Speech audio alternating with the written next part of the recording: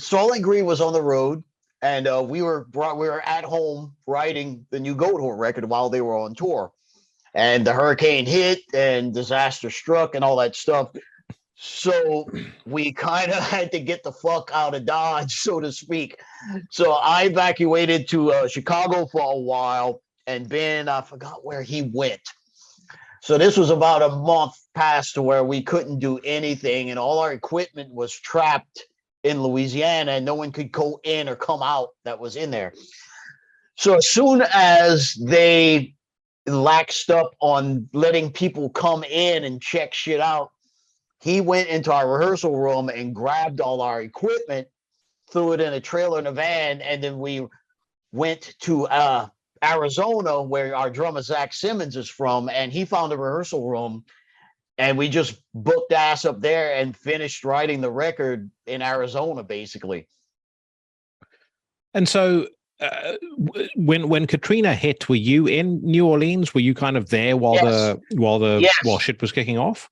I was in a bar at it was like 3 or 4 in the morning. I was hanging out with a friend of mine. Yeah. We were just drinking and having fun, and we knew the hurricane was coming, but we didn't really think anything of it. Then we both look at the TV above the bar, and we see this massive storm that's about to hit Louisiana. We both look at each other and go like, we should probably get the fuck out of here and go home and get our shit together and get the fuck out of Louisiana.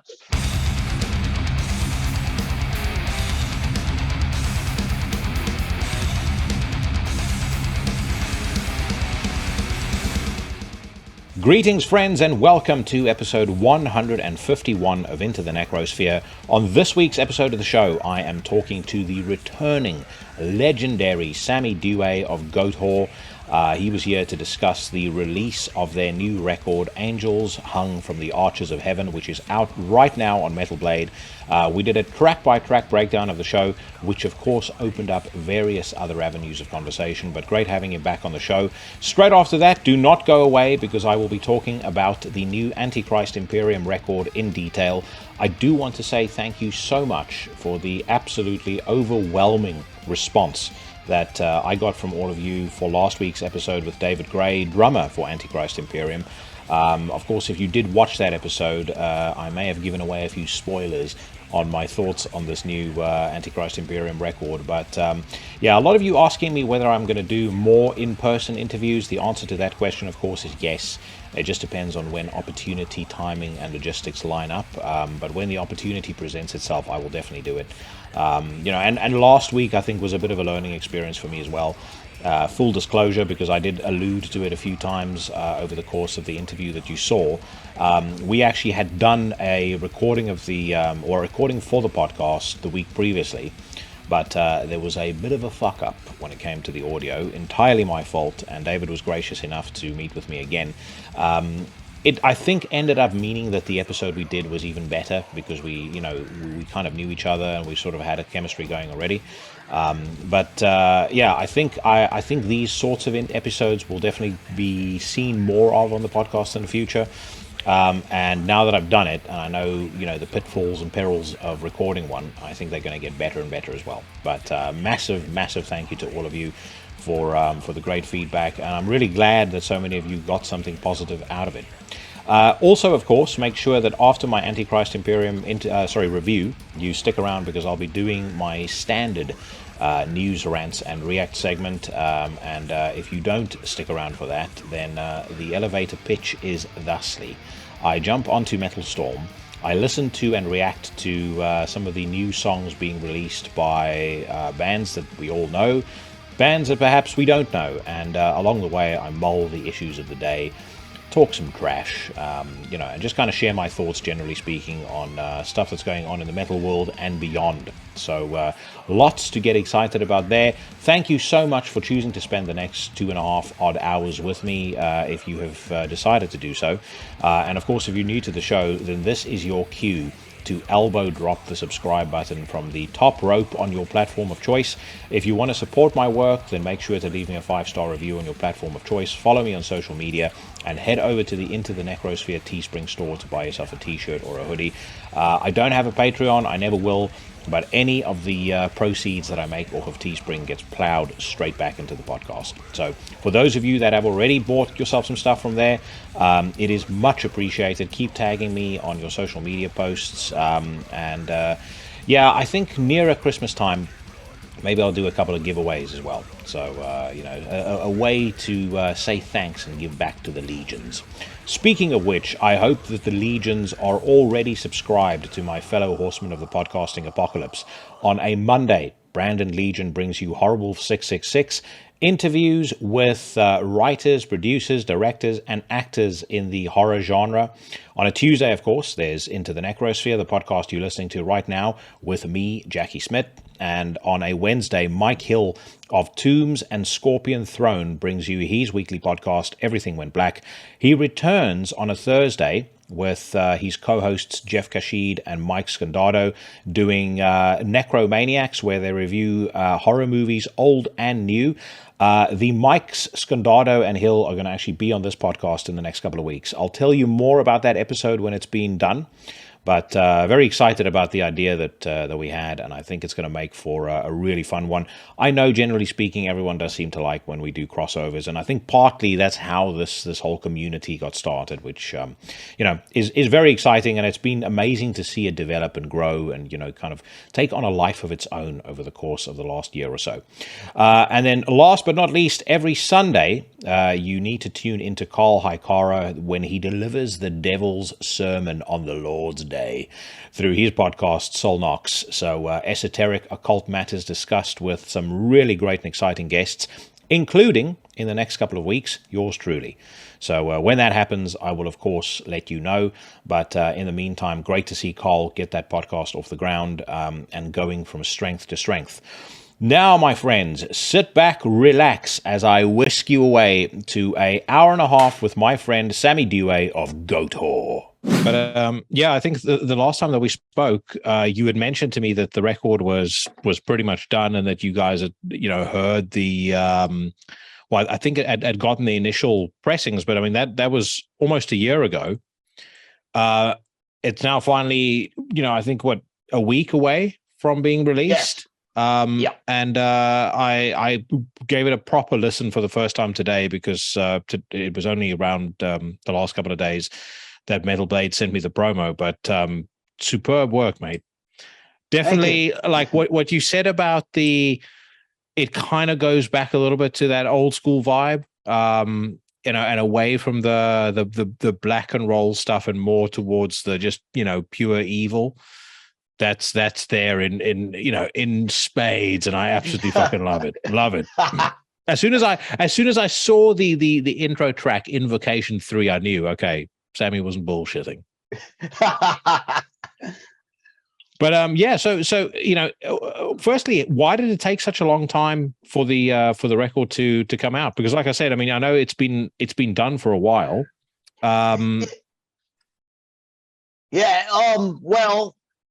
We didn't want to release the record without all the full formats. Basically, we wanted to release it with the vinyl and everything and the whole 9 yards. And thank you, Corona pandemic, for making vinyl become very difficult to get nowadays. Yeah. So basically, that was the holdup, is that we wanted to release it like everything all at once. We didn't want to release the vinyl. Like, we could have released the album 6 months ago, but then the vinyl would be available next week. You know what I'm saying? So we wanted to release everything at once. Basically, it was a huge vinyl shortage, and that was basically the holdup. Yeah. I mean, in industry wide, how much of a backlog is there? And obviously you've experienced it firsthand now. How much of a backlog is there to get vinyls pressed up? What would kind of be the average lead time before a band like you guys can get to the front of the queue? Well, now I think it's definitely loosened up a lot, but back like a year ago, like when the album was done, it was the waiting period, I believe, was between 8 to 12 months to get Jesus. vinyl pressed. Yeah. And so Well, you well, sorry, you were going to say? what happened was, there's this big pop star. I forget her name. Oh goodness, Adele, maybe someone like that, decided to release her new record on vinyl, which was going to ship like 1 million copies in like the first week. So that put a big dampener in getting vinyl to the smaller guys like us. And then one of the bigger vinyl pressing plants actually caught on fire. So they were producing at like 25% capacity. So it was just a culmination of a bunch of bad things that happened. And that's another reason why it was so hard to get vinyl.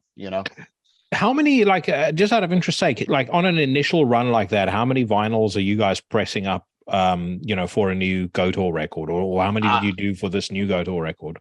I have no idea, to be honest with you. Yeah. I would assume somewhere maybe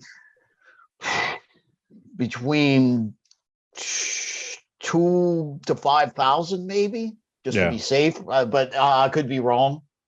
And as a format, how important is vinyl for a band like Goatwhore? It's extremely important. That's a lot of our fans are record collectors as well. And vinyl is a big thing to them.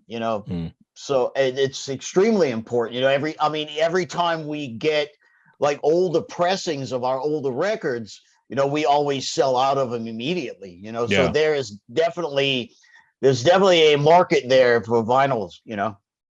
Are you a vinyl collector as well? Loosely. I collect only records that I really, really, really like. So it's just some Bethlehem stuff. Of course, all the Celtic Frost stuff I have on vinyl, all the Venom stuff I have on vinyl, a lot of the Beharit stuff I have on vinyl. I was just about to say, as much Beharit as you can dig up, no doubt. Exactly, and that's not an easy one. It gets very expensive, with the Beharit stuff shot up in price. But yeah. And I think with you guys as well, obviously, there's a huge amount of effort that goes into the packaging and, into the artwork and stuff like that. It's not like you guys are just putting out some sort of shoddy product. So I can understand what you're saying in terms of how you want to present a record. You sort of want to go in full fat, Coke classic, rather than just sort of drip feed it through to the your audience as and when you're able to press up stuff. Yeah, absolutely. It's as being fans as well. I get stoked when I see like we were talking about earlier. Like there was a new pressing of the Oath of Black Blood by Beharit that I think Nuclear War Now just released, and as being a fan, and when I got it, it has the booklet and the whole 9 yards and a bunch of unreleased photos. So being fans as well as being in a band, I think helps a lot, when knowing what to give the fans as well, what they would like, Yeah. So, you've kind of lived with those songs now for, I would assume, a year, maybe 18 months. Probably some of the songs longer than that. Yeah. How do you feel about it now? Because I guess when you've known them for a while, it's not like someone like me who hears them and hears for the first time. I know you were pretty excited when we spoke about it the first time, but upon reflection, how is the record sitting with you? It's fantastic. It still makes me giggle when I hear it, because I had a vision when we were first starting to write the songs for this record. I had this vision of how it should sound, the audio experience on the record, and it like when I first heard the final mix and the final master, I almost had tears in my eyes of how perfect and the vision came to fruition. Because not to talk bad about our past releases or anything like that. I think they're fantastic, but they never really hit that space to where I always had this sound in my head that I try to portray it to the guys making the record, and it came real close a lot of times, but this one, I think absolutely landed on the mark, you know. And this one, this isn't the first record that you've not recorded with Eric Rutan, at least for a while, right? Because I know there were a couple that you did with him. But is this you recorded this reasonably close to home, did you not? Yes, there was a fantastic studio that we had no idea existed in Louisiana, called Studio in the Country in Bogalusa, Louisiana. It's about an hour and a half outside of New Orleans, which isn't bad, And apparently, it's in the middle of nowhere, but apparently, it was this legendary studio that we had no idea existed here. That like Kansas recorded that big hit record that they made with "Carry On My Wayward Son" and stuff. They recorded all that shit there, and it's like this. And the thing about the studio is, it wasn't like a converted space like a lot of studios that we went to in the past, where you took like a warehouse and turned it into a studio. This studio, like when they laid like the cement slab to build the studio, was designed to be a studio from day one. And we had never been in a studio like that before, so it was pretty awesome to be in that spot, and plus, the surrounding area or lack of surrounding areas of the studio definitely helped a lot, to where we were basically trapped in the middle of the woods with a studio and a house that we were living in, and you had to drive like 15 minutes to get to like a gas station. It was amazing. It was great. Yeah. I was about to say, is there at least like a spot where you guys could stay nearby? It's not like the thing is completely desolate. Yeah, there was this. It couldn't have been more perfect because they had this little house on the property that all the band members and Jared Pritchard that engineered the record was staying at. And when you walked into this house, it was like totally like a house out of a horror movie. Yeah. It was like just this almost abandoned looking house in the middle of this fucking forest. And it was fantastic. It was great. You're almost expecting to walk in on the Texas Chainsaw Massacre family having barbecue when you're done with the session. Right. You're laying in the bed in the middle of the night, you're waiting for somebody to come up with a machete and a fucking hockey mask, out of nowhere or something, How is it like how has your approach to being in the studio, your approach to working as a band and recording, how has that changed over the years? Because I know from conversations I've had with guys like Alex Webster, and they say it lovingly, but I think you can tell they're serious, that a guy like Eric, as an example, is a pretty tough dude as far as the standards that he expects from you. And I think Mike has said something similar to me as well, Mike Hill. But how have you guys over the years, because you've done quite a few records together now, how has the studio experience and the approach to being in the studio, how has that evolved for Goatwhore? Well, I mean, like you just said, when we recorded A Haunting Curse, which was our first record with Metal Blade, and that was our first record that we did with Eric Rutan. And we had no idea what to expect working with him. And like you said, he has a very high expectation of the bands coming in to record with him, and I think that kind of stuck with us. That's kind of a blueprint of how we hold ourselves in the studio now, even though we didn't record Eventual Ascension and the new one with him. We still have that thing in the back of our minds of our experiences working with Rutan, where he was like, it's not good enough. You can do that better. Don't waste my time. Play like you're supposed to play, And it kind of taught us, this is how it has to be done. It's, do it good, do it tight, and do it efficiently. And definitely Eric was put that bug in our head to where, when we went to Carving Out the Eyes of God, the second record we went and did with him, we were prepared. Mm. We were like, we're going back to Eric, and we know what's going to happen. So we can't go in there half-assing anything. You have to go in there and know your shit in and out when you work with him. And that kind of stuck with us, even though we didn't record the last two records with him, we still kind of keep that attitude, and it makes things a lot easier in the studio having that attitude to where work your kinks out before you get in the studio, because time is money. Yeah.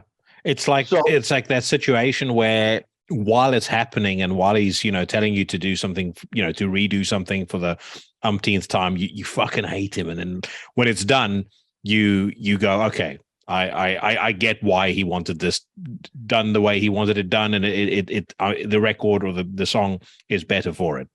Absolutely. Yes. He definitely, Eric definitely changed me as a musician. Let's put it that way, in a good way. Yeah. He definitely made me realize my faults and my weaknesses and destroy them. I was about to say, I bet he has absolutely insane ear for detail. Like, yes, because I've met him once, and he struck me as if life for him were completely different, he would have been able to fulfill a gunnery Sergeant Hartman or Full Metal Jacket type job in his life with a relative degree of ease. Yeah. I mean, exactly. He is very aware of every minute detail. Let's put it that way. Yeah. And the guy you're working with now, what's his what is his approach and how does he differ in the studio?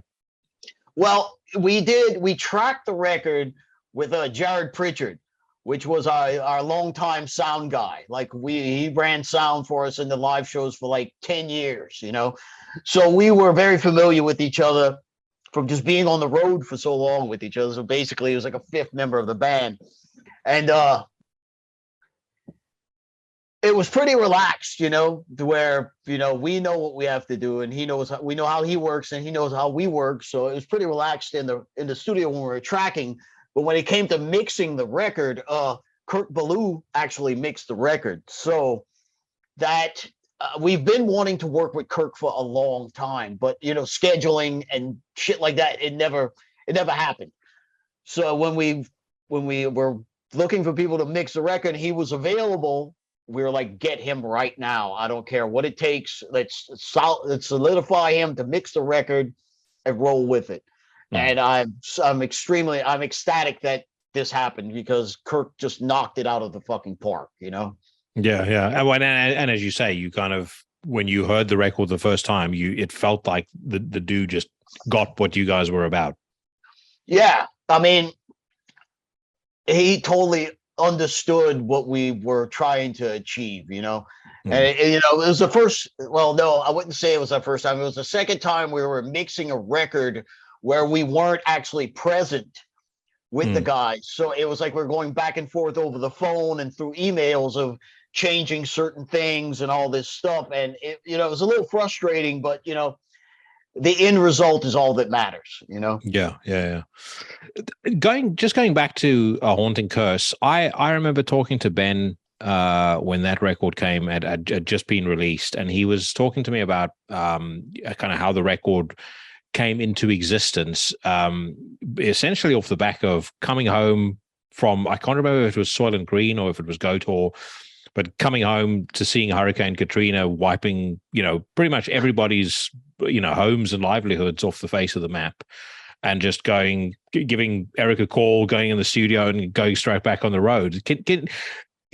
I was super inspired. That's a story that is, and this was probably a conversation I had, probably nearly 20 years ago now. And it's a story that stuck with me because I found Ben's approach to that whole situation to be really inspiring. Can you kind of share some memories from that time with me, I guess, from your perspective? Yeah, well, Soylent Green was on the road, and we were at home writing the new Goatwhore record while they were on tour. And the hurricane hit and disaster struck and all that stuff. So we kind of had to get the fuck out of Dodge, so to speak. So I evacuated to Chicago for a while, and Ben, I forgot where he went. So this was about a month past to where we couldn't do anything, and all our equipment was trapped in Louisiana, and no one could go in or come out that was in there.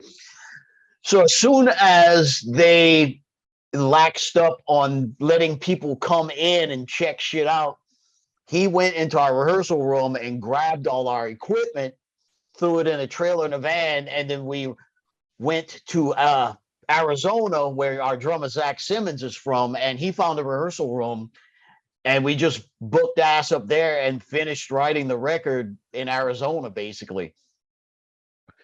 And so, when Katrina hit, were you in New Orleans? Were you kind of there while Yes. while shit was kicking off? I was in a bar at it was like 3 or 4 in the morning. I was hanging out with a friend of mine. Yeah.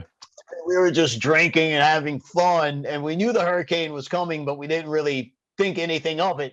Then we both look at like the TV above the bar, and we see this massive storm that's about to hit Louisiana. We both look at each other and go like, we should probably get the fuck out of here and go home and get our shit together and get the fuck out of Louisiana. Yeah. And basically that's what happened. It's like, oh shit, this is really bad, because it kind of just it grew so fast, that, and it was moving so quickly towards Louisiana. Nobody really, was prepared to be like, it was like, okay, well, we might have a day or two before it really hits and we could leave then. It was like immediate, and we're, like I said, me and my friend at a bar at like 4 o'clock in the morning, half drunk, and just looking at the TV, seeing the storm about to hit Louisiana. It was like, yeah, we should probably go home and get our shit together and get the fuck out of here. So at what point did you leave the city, or did you leave the area? Were you there for like a couple of days before you went to Chicago? No, basically, I saw the storm at the TV and the bar. Yeah. I went home, got my shit together, made some calls, and left. Yeah. It was a matter of like maybe 12 hours after I saw the picture on the TV of the storm getting ready to just decimate Louisiana, Yeah. So you weren't one of the folks sleeping in the Houston, because I remember seeing the news footage of people sleeping in the Astrodome. And it was just, obviously, you've seen documentaries and stuff after that, and it was just complete and utter fucking insanity. It was like the world, like the whole area went from being, New Orleans to being The Walking Dead inside of about 2 days. Yeah, it was really bad, man. That's what I was, I've been through hurricanes through my life, my whole life I've lived here, and I know when it's going to be a bad one. And that was, normally I stay, because that's, I've been through so many in my life. I was like, when I saw that one and how big it was, that's when I was like, yeah, it's time to get the fuck out here. This is not going to be good at all. So was this before or after Ben's accident? Because this was another thing that really kind of stuck with me, is just, I remember thinking after the conversation, like, how fucking badass must you be to break both both his ankles from memory? Yes, end up in a wheelchair and then go on tour, sat in the wheelchair doing your vocals. Yeah, this was after he broke his ankles. Yes. Yeah, and he was out of the wheelchair by this point. Oh yeah. Yeah. How long was that for? And was there kind of ever because the way he had described it to me, it almost felt like it was touch and go for a while whether he would walk properly again. Like that was the seriousness of the accident. Yeah, he was pretty messed up for a long time.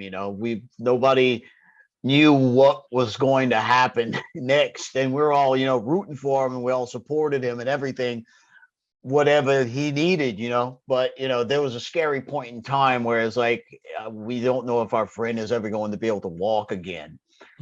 But being the badass that he is, being as determined as he is and hard-headed as he is, he walked again. He's doing great. And I think I haven't actually spoken to anyone about this before, but it's probably ironic I mentioned it to you. I think that's part of why I like Goatwhore's music as much as I do, is like that story stuck with me for such a long time.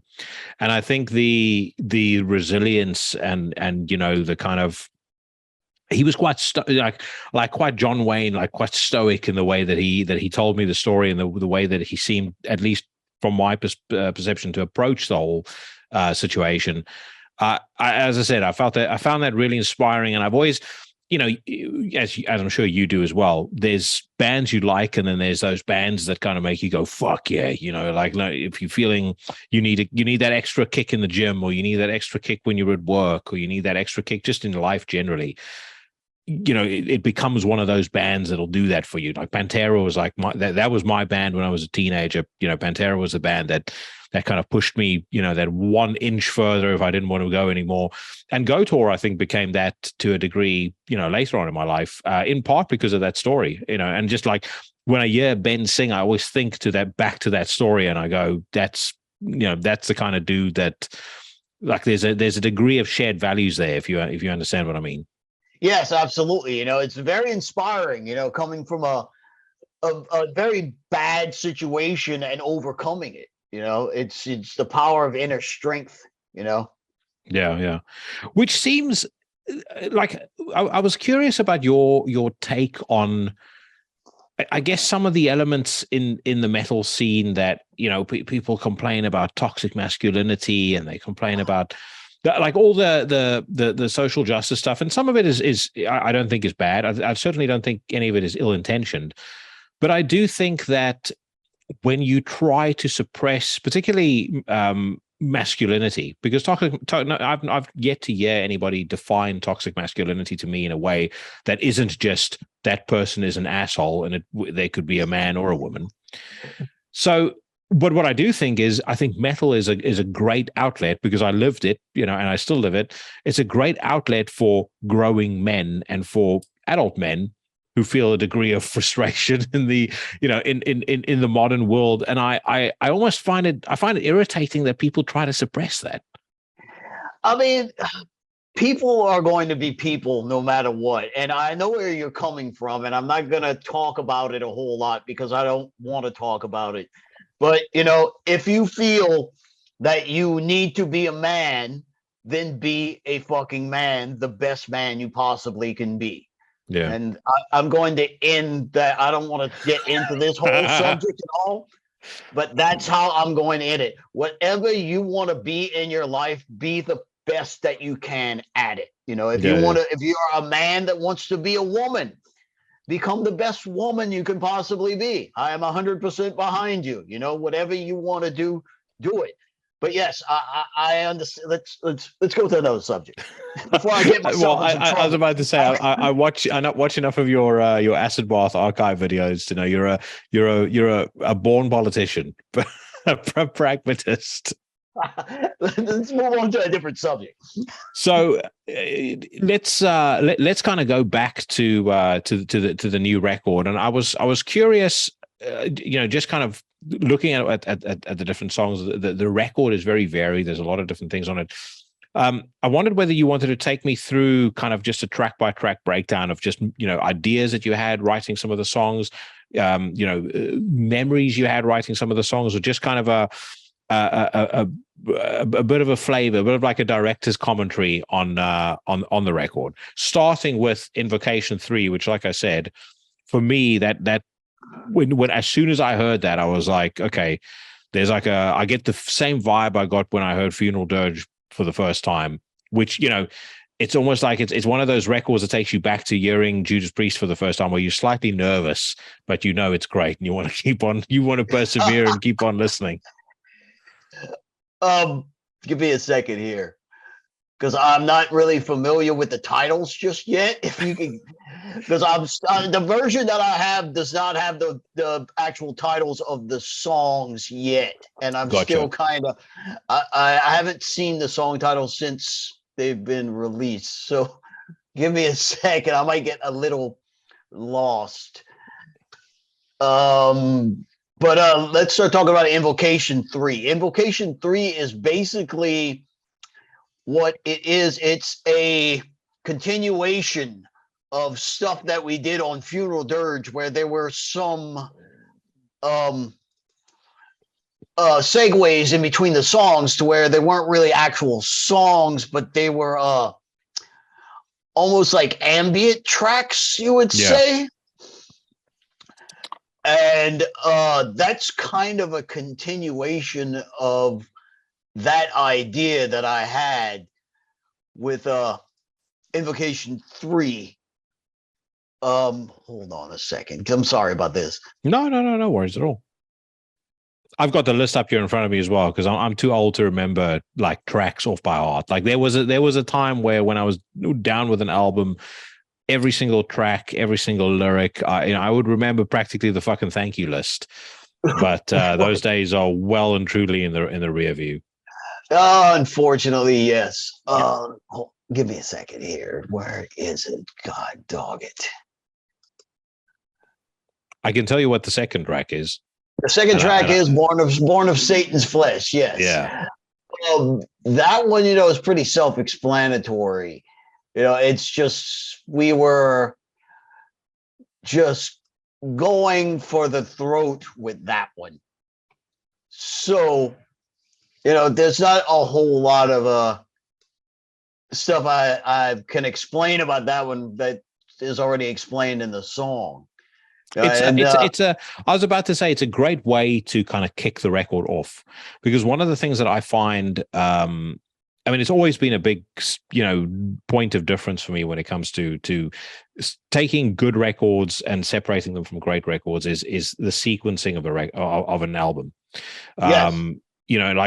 There are certain newer records that I just feel like because we're in the digital age and people think, well, they're just going to listen to it on Spotify or they're just going to listen to their favorite track on Spotify.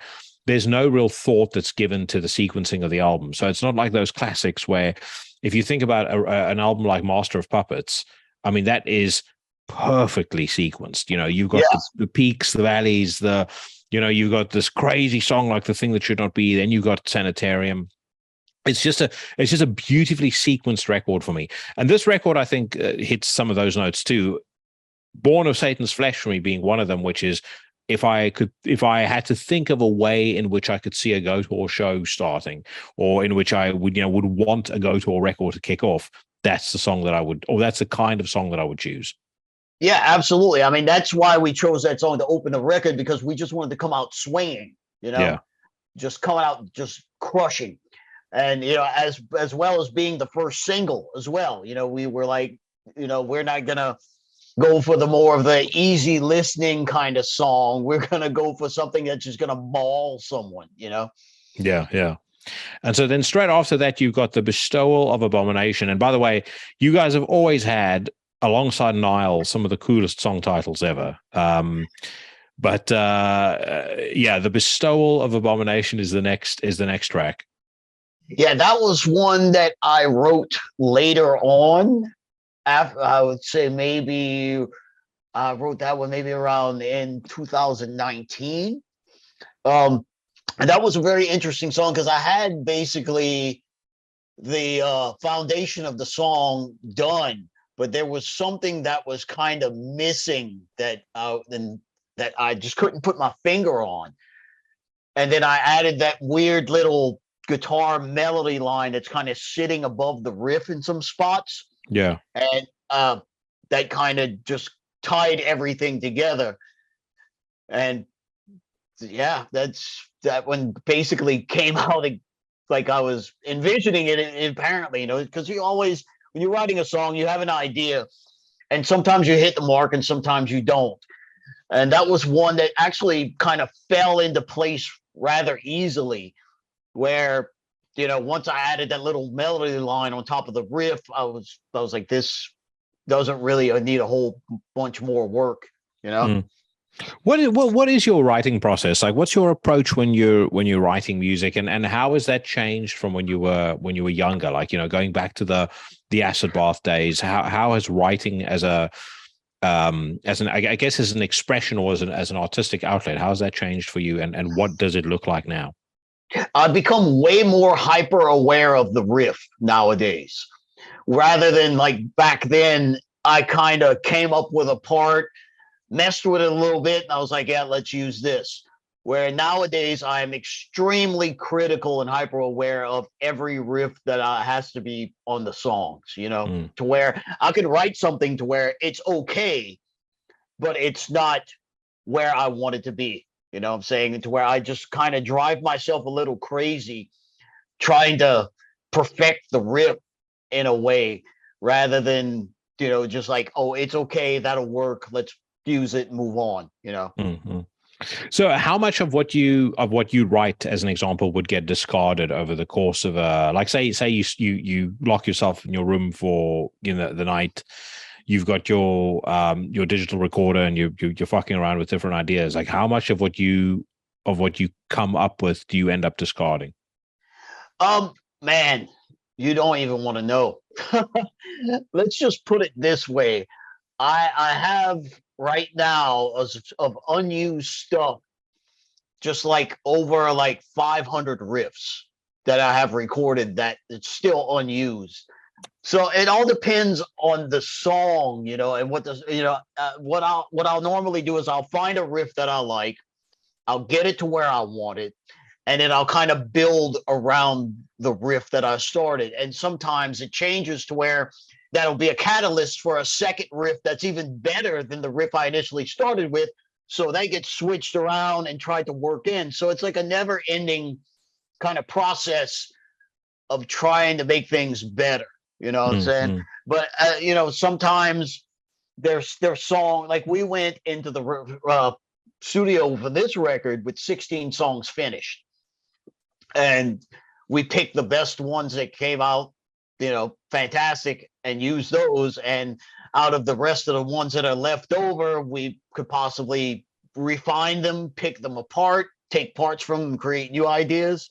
So it's never ending cycle. Mm-hmm. And what inspires you when you write? Like when do you feel, for example, that you're at your most creative? Like when the ideas come to you like naturally? It all depends. When I go in with the attitude of like, I'm going to write something today, that never really works out.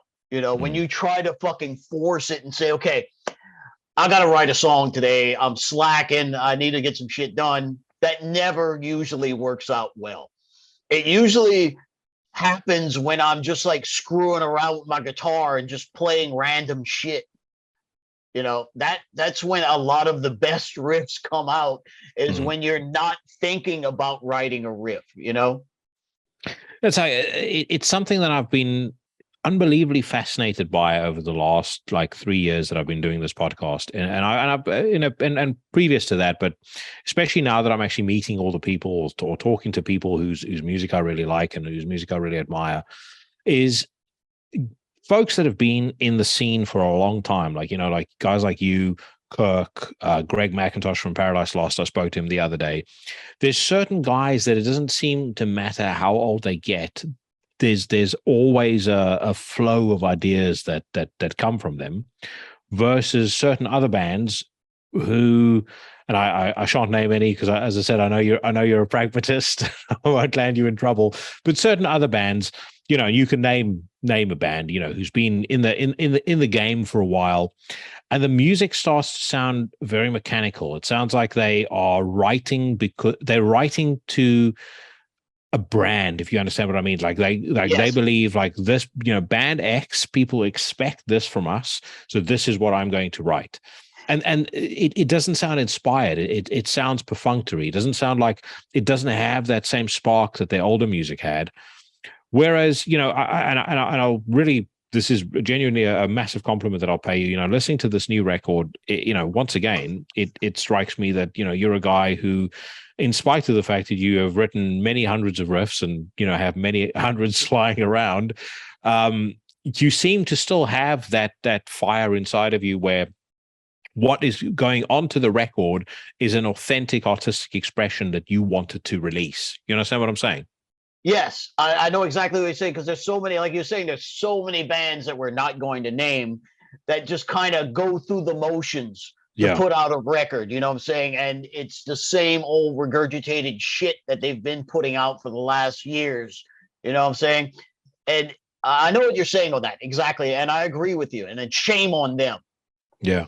And the thing about it is, I mean, their old stuff was excellent, but for some reason they just, my theory is they have lost the love for what they were doing.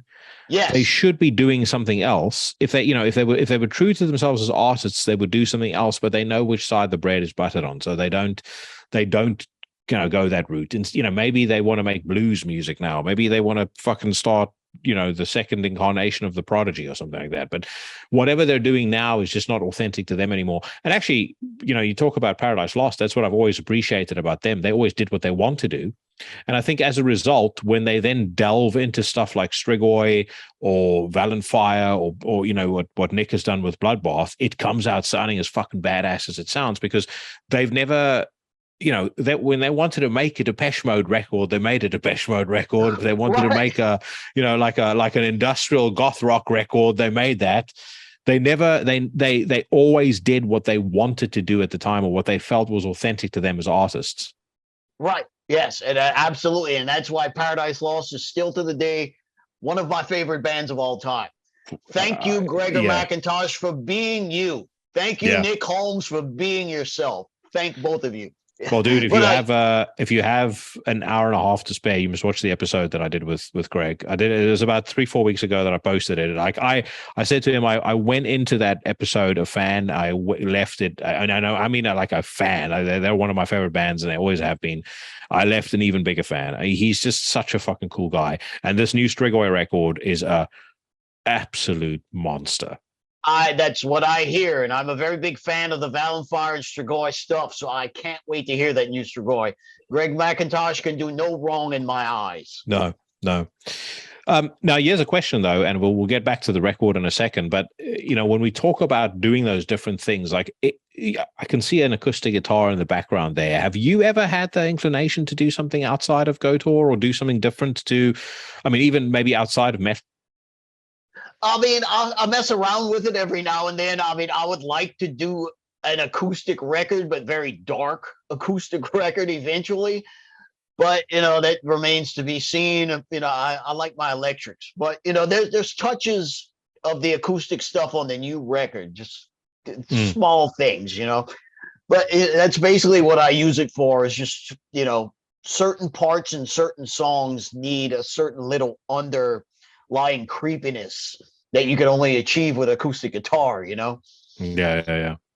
And I know, I mean, there's undoubtedly people that you would love to work with. And I, recently I've come to learn that apparently Corey Taylor has said he would like to work with you, which was very interesting. Like who is out there that you would love to work with? Like I could see, for example, and I'm saying this because I can see that Samhain poster in the background, and I fucking adore that band. I love Danzig anyway, but I could see on the right song a guest spot where Danzig is doing some singing on a Goatwhore track sound fucking insane. Like just that would be unbelievable. I would totally be into that. Yes. I mean, we had tried, it didn't work out, but we were trying to get Thomas Gabriel Fisher to do some guest vocals on this new record and possibly a guest solo, but the scheduling didn't work out. So, of course, Tom G. Warrior, I would love to work on something with him. If Tom, if you're watching this, if the guitar player for Triptychon ever breaks his arm, you know where I'm at. You want to get your old pal Kirk to come and do some backing vocals, or do like a guest vocal on one of your tracks?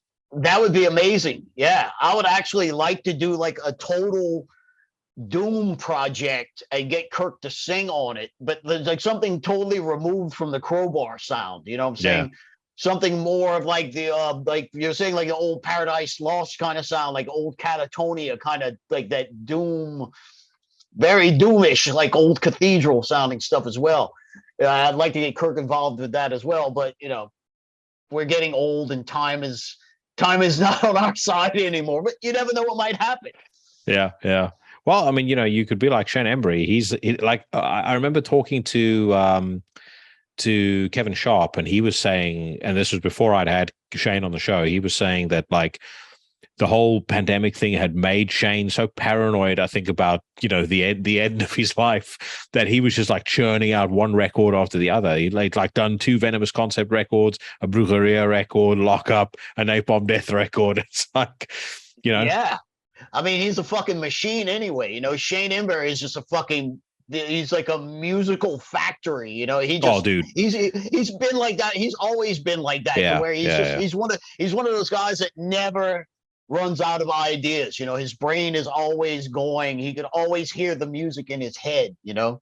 Well, part of it is because, and again, maybe this comes back to what we were talking about before about the old guard, is he still loves music.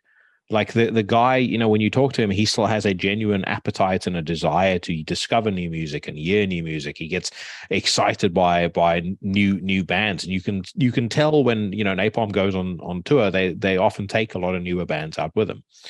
Yeah. Like whenever you see a lot of the some of the bands that we were referring to and shan't name, even the bill when they go on tour, it's like, is this the best you can do? Like is this the best you could find? Right. So, a lot of that has to do with business politics, who's scratching each other's backs, you know what I'm saying? And let's not get into that. But I was about to say you'll know a lot about that. So but yeah, bands like Napalm Death, that have a lot of integrity, will be like, I don't give a shit what the management is telling me to take this band out. I'm taking this band out instead. Yeah. All right. So we get back to the record. Angels Hung from the Arches of Heaven. The title track is the next one on the that is on deck. That is one that I was surprised you guys didn't release, or at least I might have missed it, but you didn't release as a single. But it is fucking brilliant. I mean, it like that took me way back to the old school. It was the first song where I was like, I was working, listening to the record, and I stopped. I was like, fuck me, that sounds brilliant. When I first started writing that record, that song, I'm sorry, I wasn't really sure if it was going to be Goatwhore material or not. And, as I refined it and I moved on and I finished the entire song musically from start to finish, and I presented it to the rest of the guys. I was like, what do y'all think about this? And I was expecting, to be like, I don't know if this is really us. But they were all just like, this is one of the best songs you've ever written. Mm. And I was like, oh, well, okay, I guess that answers my question as far as being on the fence if it's Goatwhore material or not, But yeah, that was a fun one. That I wrote that song probably when I was in the middle of the cycle of writing songs for this record. And it was like one of those situations to where it kind of broke away from, where my mind would normally be standing, if that makes any sense, and that kind of opened up a whole new, hell gate of ideas, Yeah. Do you often present ideas to the band and kind of give them veto power over something once you've written it? Absolutely, I do that as a lot of the times, just because our drummer lives in Arizona, our bass player lives in Texas, we don't have a lot of time to actually get together and jam and throw ideas around a lot, which is unfortunate. But I'll sit at home and I'll write an entire song from start to finish and send it to all the guys and say, what do y'all think about this? Sometimes it's like, don't fuck with it anymore. You're going to fuck with it. You're going to fuck it up. This is great. Stop where you're at.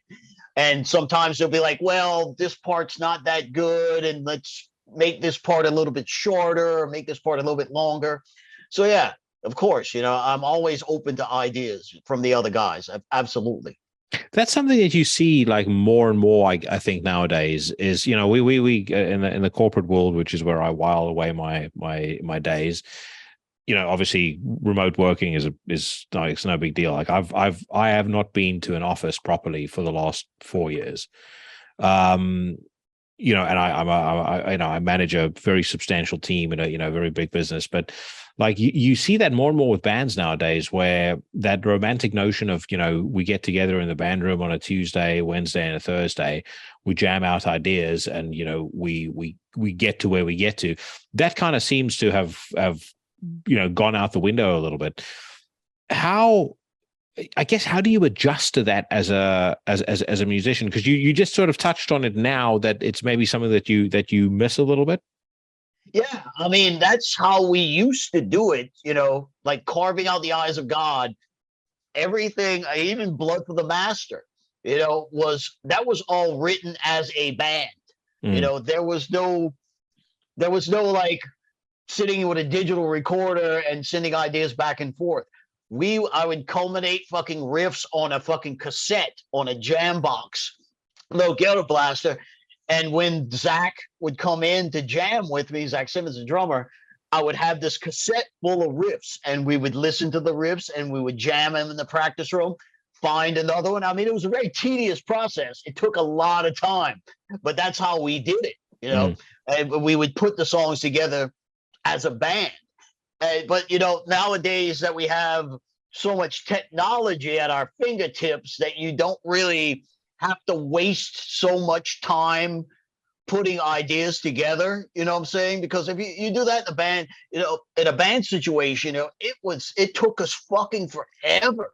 You know, I mean, we would be in the practice room for like fucking hours and hours just sitting fleshing out these songs, where nowadays I could come up with a structure of an entire song and just send it to the guys and make adjustments from there. You know what I'm saying? Rather than making the adjustments together, record, you know, getting the structure of the song with Zach in the practice room, recording it, listening to it 15 million times, and making adjustments from there. You Mm. know, it saves a lot of time doing it the way I'm doing it now. Yeah, You know, yeah. it takes out a lot of the guesswork, you know? Yeah. All right. So next track is "Death from Above," which was also one of the singles. I think that was the single that of the two I preferred most. But yeah, brilliant song. Yeah, that was my take at being a punk rocker. Yeah. You know, every once in a while I'll just get an urge to write a punk song, you know, Mm.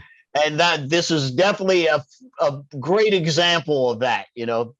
And Ben was also kicking around the ideas for the lyrics for a while, which is based upon the Doc Texan, which were these World War II fighter bombers that were all women, and they Mm. would come in the night, and they would cut their engines off, and they would fly over their target and just decimate their target. So under the cover of night, being silenced, and all of a sudden destruction on their target, so they would call them the Night Witches. Oh wow. So that, or Noctexen in German. Yeah. And that's what the lyrics are based on, you know. Yeah. Shit, man. I've watched an extraordinary number of World War II documentaries, and I think that's part of why that period in time fascinates me so much, is because you can go years and years and years, and you'll still keep discovering new stuff about what happened in that 7-year period that you didn't know about before. This being Right. a good example. Yeah. But you know, it was just Ben always was kicking that idea. Even I think since even like Constricting Rage, Mm. he was talking about that idea for a song. But he finally got to use it. You know. Yeah. Oh, I love it. Absolutely love it. And now I'm going to have to look into that as well. So, Ruinous Liturgy, that is track 6. Yes, that is, you know, classic Goatwhore song. You know, that sometimes we have to sound like us. Yeah. But, you know, that was one that just, you know, that's, you know, what we do, you know, Celtic Frost inspired Goatwhore. You know, And I can't remember whether it was on this song or whether it's on the next one. Victory is the lightning of destruction, which that you guys kind of tease a breakdown. It's kind of you start the breakdown and then you go straight back into the blast. I was like, oh yeah, here we go. Okay, no, we know we're still in the thick of things. Yeah, absolutely. I mean, that, expect the unexpected. That's, I like to do that every now and then in the song, to where you think this part is coming next and then it's totally not what you were expecting. Have you guys been playing? Because I know you've just been out on the road with Incantation, and you did a bunch of shows, after you and I had spoken. I would assume you've been playing some of the new material on the road. No, we've only been playing. What was released at the time was Born of Satan's Flesh. Yeah. So that's the only song that we played live, because the world that we live in nowadays, with the TikTok and the YouTube and Instagram and the Facebook, and everybody has a camera in their hand. We didn't want to spoil the end of the movies, for lack of a better term. Yeah. Because if we would have played some other songs from the record, then there was spread everywhere, and then that's the one this is the song that we heard when they played it. We wanted it to be a surprise when people heard the actual record, rather than spoiling it by playing a bunch of the newer songs live before the album was released. Yeah. So as a guy who has traveled far and wide and has done a lot, played a lot of shows, have you found that the vibe amongst audiences, and that the kind of the vibe that you get at shows, do you find that has changed over the years? And actually, do you find it's changed post-pandemic versus what it was like prior to all the lockdowns and all the craziness with COVID-19? Not really. I mean, let's start from what you were saying at the beginning. The vibe from then to now hasn't really changed. It's still chaos at the shows, and that's what I think people come out to experience, is to experience the show and come see the fucking freak show. And that's what it's always been about since day one.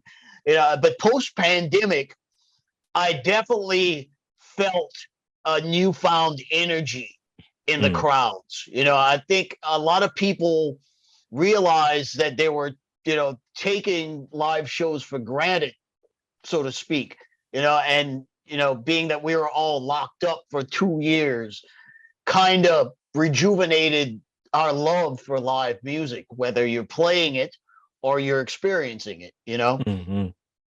One thing I've never seen you guys play live, because unfortunately, I think the last time that you were in London, that I could see you, I ended up being in South Africa. So I for obvious reasons, weren't going to be able to see you. But I've always been fascinated about the way you stand on stage with your guitar like super high. The only other dude I know that stands like that is Brock from Panzerfaust. Is that comfortable for you playing like that? Because I've played a bit of guitar. I'm shit at it, but it's like one of those things where I love the instrument doesn't love me back. But I know what you're talking about. What happened was, when I was younger, I was in a car accident. A car hit me, and it broke my arm in 2 places. It broke 2 ribs. It gave me a concussion. It broke my leg. So, and I think it dislocated my wrist as well. So I can't flatten out, like this hand, I can flatten my wrist. This hand, I can't really flatten the wrist. So I have to play the guitar at this angle rather than flat like that. So that's just the way I have to hold it, Yeah. How old were you when that happened? Man, I was like fucking 8, 9 years old. Yeah. And what happened, if you don't mind me asking? Were you just crossing the street and some fucking lunatic came careering down the road? I was crossing the street on my bicycle, and I was coming out of my grandmother's driveway, and she had these huge hedges, like these gigantic hedges, like right before it came to the road. So you couldn't really see what was coming from the road. And I was being a kid, just riding my bicycle at full fucking speed around the fucking yard. And I'm going to go into the street and cross the street. And as I was crossing the street, there was a neighbor coming down the street pretty fucking fast in their car and hit me. It was just an accident on both our parts, And do you have experience any pain now, or do you kind of have any discomfort aside from what I guess you've taught yourself to adjust to? No, everything's fine. I just kind of have to play like this rather than like that, Mm-hmm. It does give you kind of a vibe on stage though, which I think is cool. That's why I asked, like, is it just you purposely stand like that, or is it a case of it's well, as obviously you've lifted the lid of the mystery now. You should have left it as saying, like, when I sold my soul to the devil, he instructed me that is how you're supposed to stand. Well, that's with the right hand. Oh, there you go. So, all right, next track we've got is Voracious Blood Fixation. All right, voracious blood fixation. Let's see which one is that. One's right after victory is right light.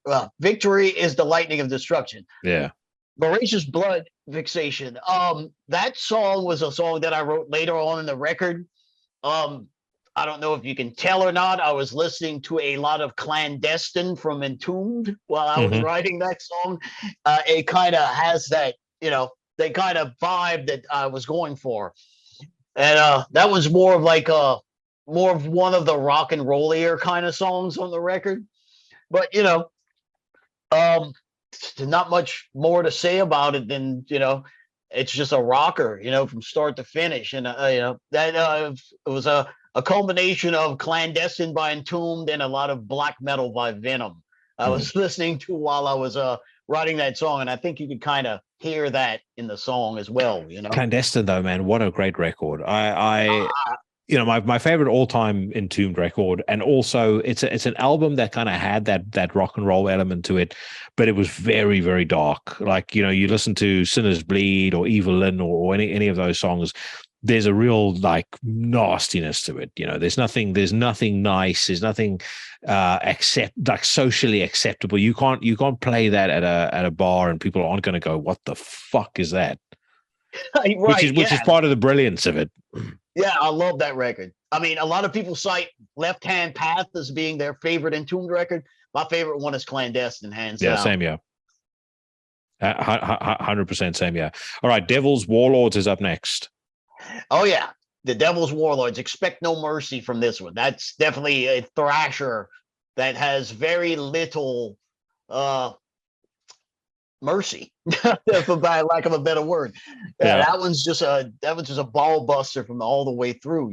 That was another one that I wrote later on in the writing process, to where I had the first riff written a long time ago. And I remember we were sitting down, and Robert Coleman, our bass player, was at my house at the time. And I was just going through riffs with him to get his take on opinions on what's good and what's not. Because, as I said, I have a riff vault of 500 riffs. So sometimes, an outsider's perspective kind of helps you pick out the better ones. And the first riff on that record was one of the riffs. As I was going through all the riffs in the riff vault, he was like, "You have to use that riff. That's a fucking good fucking riff." And I was like, all right. So I kind of took the first riff and kind of built upon that, I was about to say, it sounds like you. Uh-oh, you froze up, man. Run dry of ideas, you dig into Sammy's riff vault. Yeah, exactly. I mean, that's you never know when a riff's gonna pop up. Is the whole thing. You could be laying in bed at fucking about to fall asleep, and all of a sudden you hear something in your head, and it's like, shit, I got to get up and I got to record this real quick because I'm never gonna remember this. But it is weird the way the human brain works, because like I know just from work, if I'm thinking of some sort of presentation I have to do, I could be like stuck on something and not knowing what to do next for hours and hours on end. Then you go and take a walk, and literally inside of a 15-minute walk, you've mapped out the entire thing in your mind. Yeah. Whatever you've been struggling with for 4 hours, all of a sudden the whole thing makes sense. Everything just comes together. Or you go to the gym, and then the next thing you know, right now I've got an entire narrative for what I want to say here. Yeah, absolutely. I mean, sometimes it's like sometimes you just have to shut the brain off for a minute. When it's one thing that I realized from writing. It's like when you try to focus on it too much, it becomes detrimental to the situation. Where sometimes you just have to kind of step away from it and forget about it and do something completely different. Then that's when it clicks, is when you're not thinking about it, Well, also some of our favorite, well, both of your and my favorite records, no doubt. There's that degree of spontaneity to it that if it lacked that spontaneity, it wouldn't be the same. You think about, I often reference the first Deicide record as a record that had, it's like a spontaneous burst of just pure fucking evil and sickness. But I mean, even November Coming Fire, again, referencing the poster behind you, that had it as well. In a different way. It's not, it's not aggressive, but it's a different kind of record. It doesn't sound like it's particularly polished. It still has that kind of edgy punkiness of the Misfits, but obviously you could see that Glenn was moving towards very darker territory when it came to his music. But the spontaneity of that record is part of what I love so much. It's that record and Initium, they both have that, that kind of spark that are just. It kind of almost inspires a degree of recklessness in you as the listener as well. You know what I mean? It makes you feel like you want to break shit. Yeah, and it's a great outlet because of it. Yeah, absolutely. I mean, that's a rare thing nowadays, And I mean, those two records, I know exactly. It's something you can't pinpoint and you can't explain, but it has this sense of danger and darkness to it that makes it amazing, even though the records don't sound pristine and they're not perfect. That's the charm of them, Well, I mean, Initium is a good example, right? Of like a song like The Howl, it's the danger for me has always sat in just certain little touches to that song where, like, the way the guitarist will just let the note or the chord just linger rather than move on to the next one. It's like and then Glenn is on his own fucking trip in that song, and he's like right before he does the and then I feel the howl, and then the drumming as well has got this crazy, almost like tribal feel to it. It's this like gothic groove meets tribal fucking insanity on that, particularly on that song. But both of those Samhain records, they both have that feeling to me. Even on a song like To Walk the Night, it still feels sinister. Yes, those records are so fucking dark, and I mean, that's why I love those, Initium and the Venom Coming Fire are two of my favorite records of all time, It's just that dark, looming, dismal sense of almost hopelessness in the fucking music, Yeah. Did those thoughts cross your mind when you were comparing cat notes with Glenn when you met him? No, I was just kind of starstruck at that time. I was just kind of like, oh my God, Glenn Danzig's actually talking to me in a sensible fashion. This is amazing. Yeah, he's pretty down with heavy shit though. I mean, did he know Goatwhore? Did he know anything about what you had done? Yes, he handpicked us to do the Samhain days when they did the reunion. I think it was I forget when it was, 2016. Oh shit, man! Yes, I remember now. Yes, he handpicked us at midnight to be on those shows. So I was ecstatic. It was amazing. Yeah. It was like Glenn wants y'all to play on the Samhain reunion shows. I'm like, what? This is amazing. I was about to say that's like, nuts. I could not believe it. I thought they were lying to me. I thought they were playing like a joke on me. I was like, it happened. I was like, holy fucking shit, we're here. And that's the thing. Like for me, Misfits reunion is fine, but this like Samhain to me is a much more personally far more special band than the Misfits. I love them both equally, for different reasons, but I can't pick one, Well, no, it was the thing is I've always been a fan of Glenn. The only thing that I'm not so big a fan of is his movies, but the musically I've never been able to fault the guy. I mean, I was even on board for Black Acid Devil, and I mean, Satan's Child is to me one of his best records. So I know I'm in the minority saying that, but I fucking love that album. I love it, absolutely love it. And when you've heard some of those songs live with Johnny Kelly on drums, people can fuck right off if they say that album. Oh yeah, I know what you're saying completely. Like Johnny Kelly has got this like real swagger when he plays, then you've got Glenn doing that like hush whisper vocal over genius. So we round the bend on the new record on the final 3 tracks: Weight of a Soulless Heart, Nile, and I Was Delivered from the Wound of Perdition, which wins the award for best song title on the record by far. But what are your comments on those last tracks, on the kind of final act of the album? Well, which one? Weight of a Soul's Heart. That was another one of those songs that I wasn't entirely sure if it was going to make the Goatwhore cut, because it's such a strange, weird song as far as in its execution. I was just kind of fucking around with some weird guitar riffs and stuff, and it just kind of gelled into this song. And that was another situation where I was like, I don't know if this is actually us, but y'all give this a listen and let me know what y'all think. And the rest of the guys like, yes, this is great. Let's use it. And on Nihil as well, that was, that's another one that's just like, when you hear it, it's us. It's a Goatwhore song. We didn't stray far from the path of our influences on that one. That one is just total, Hellhammer, Celtic Frost, Slayer influenced Goatwhore song. And then Blood.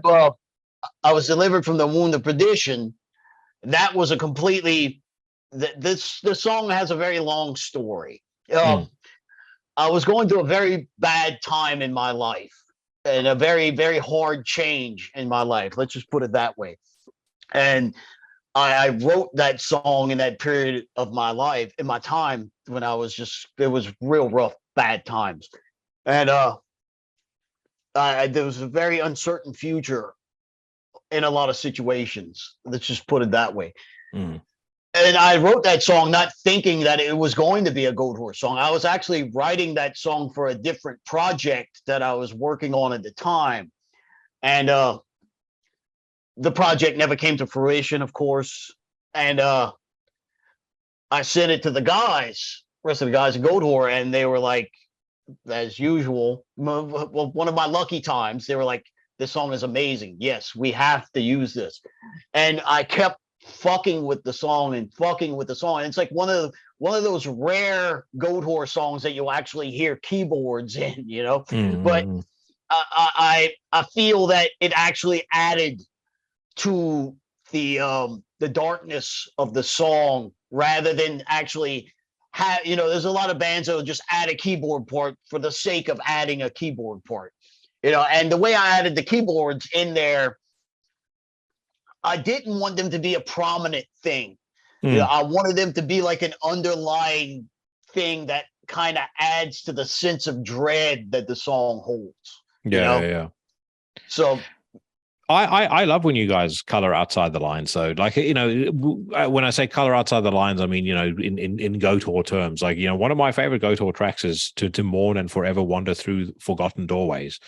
It's such a dark, sinister track. It's fucking brilliant. It's such a great bookend to carving out the eyes of God. So I would say, the more of that, the better. You are exceptionally good at writing that kind of music as well. In case no one told you that. So. Well, I was delivered from the Wound of Perdition. It's kind of like a continuation of To Mourn and Forever Wander Through Forgotten Doorways. It's I kind of had that sense of that vibe in both songs. That sense of dread and darkness. And are you in a better place now? Yeah, again, not to pry or anything, and Yeah, I'm doing great. It's life. We all go through bad times in our lives every once in a while. Sometimes more than others. Sometimes it lasts longer than others. But it's all good now. Yeah. Yeah. And I it actually ties back into something that you mentioned at the start of the podcast, which I learned the hard way. And I again, it is music that helped me stick to that rigid path. But I think about probably 6-7 years ago, I think the one thing that I learned from various life experiences that I had, including getting divorced, was, I think, as a man and as a woman, but I speak specifically as a man because it's the only experience, like lived experience I have. your sole focus in life needs to be the pursuit of your definition of excellence, whatever that looks like. If you want to be a great guitarist, start practicing. If you want to look like Arnold Schwarzenegger on Predator, go to the gym. If you want to be a astrophysicist, then start fucking studying. If you want a combination of all three, you're going to have to learn to manage your time properly. But if all you focus on is the pursuit of that definition of what you deem to be excellence and of what you see as your ideal self, like your idealized self, then everything else in life just seems to come naturally. And when it does come, you include it in your life or choose to exclude it in your life because you are functioning from a position of strength. You're not dependent on anything for validation. You're not dependent on anything to give your life meaning because you've already given yourself meaning. You're focusing on what you're supposed to be doing. Yes, absolutely. You pretty much nailed it on the head. Yeah. And on that inspiring note, but Sammy, it was so good catching up with you again. Congratulations on the new record, and I hope at some point we're going to see you in Europe, and I can meet you in person and shake your hand. Yes, we are coming in January and February, actually. Awesome, yeah, and you guys are coming with Revocation, if I'm not mistaken. Yes. Are you going to be in the UK? Yes, we're doing all the dates with them. All right, no, well then I'm going to have to. I'll make people are going to start hating me because I keep saying I'm going to go to shows, and because I live in the middle of nowhere, and it's a pain in the ass to get to London. I don't go, but I will make a point of going. Come on, man! If I can see you, so come hang out with me and Dave Davidson, man. We'll give you some guitar lessons. That sounds like a well, dude. It'll be like trying to teach a fucking cat to skateboard, but I'll definitely do it. Hey, we all got to start somewhere, man. My friend, you're a man amongst men. Thank you so much for your time. And Thank you for having me, man. Thank you. I'll talk to you soon. Take care of yourself. Bye-bye. Late.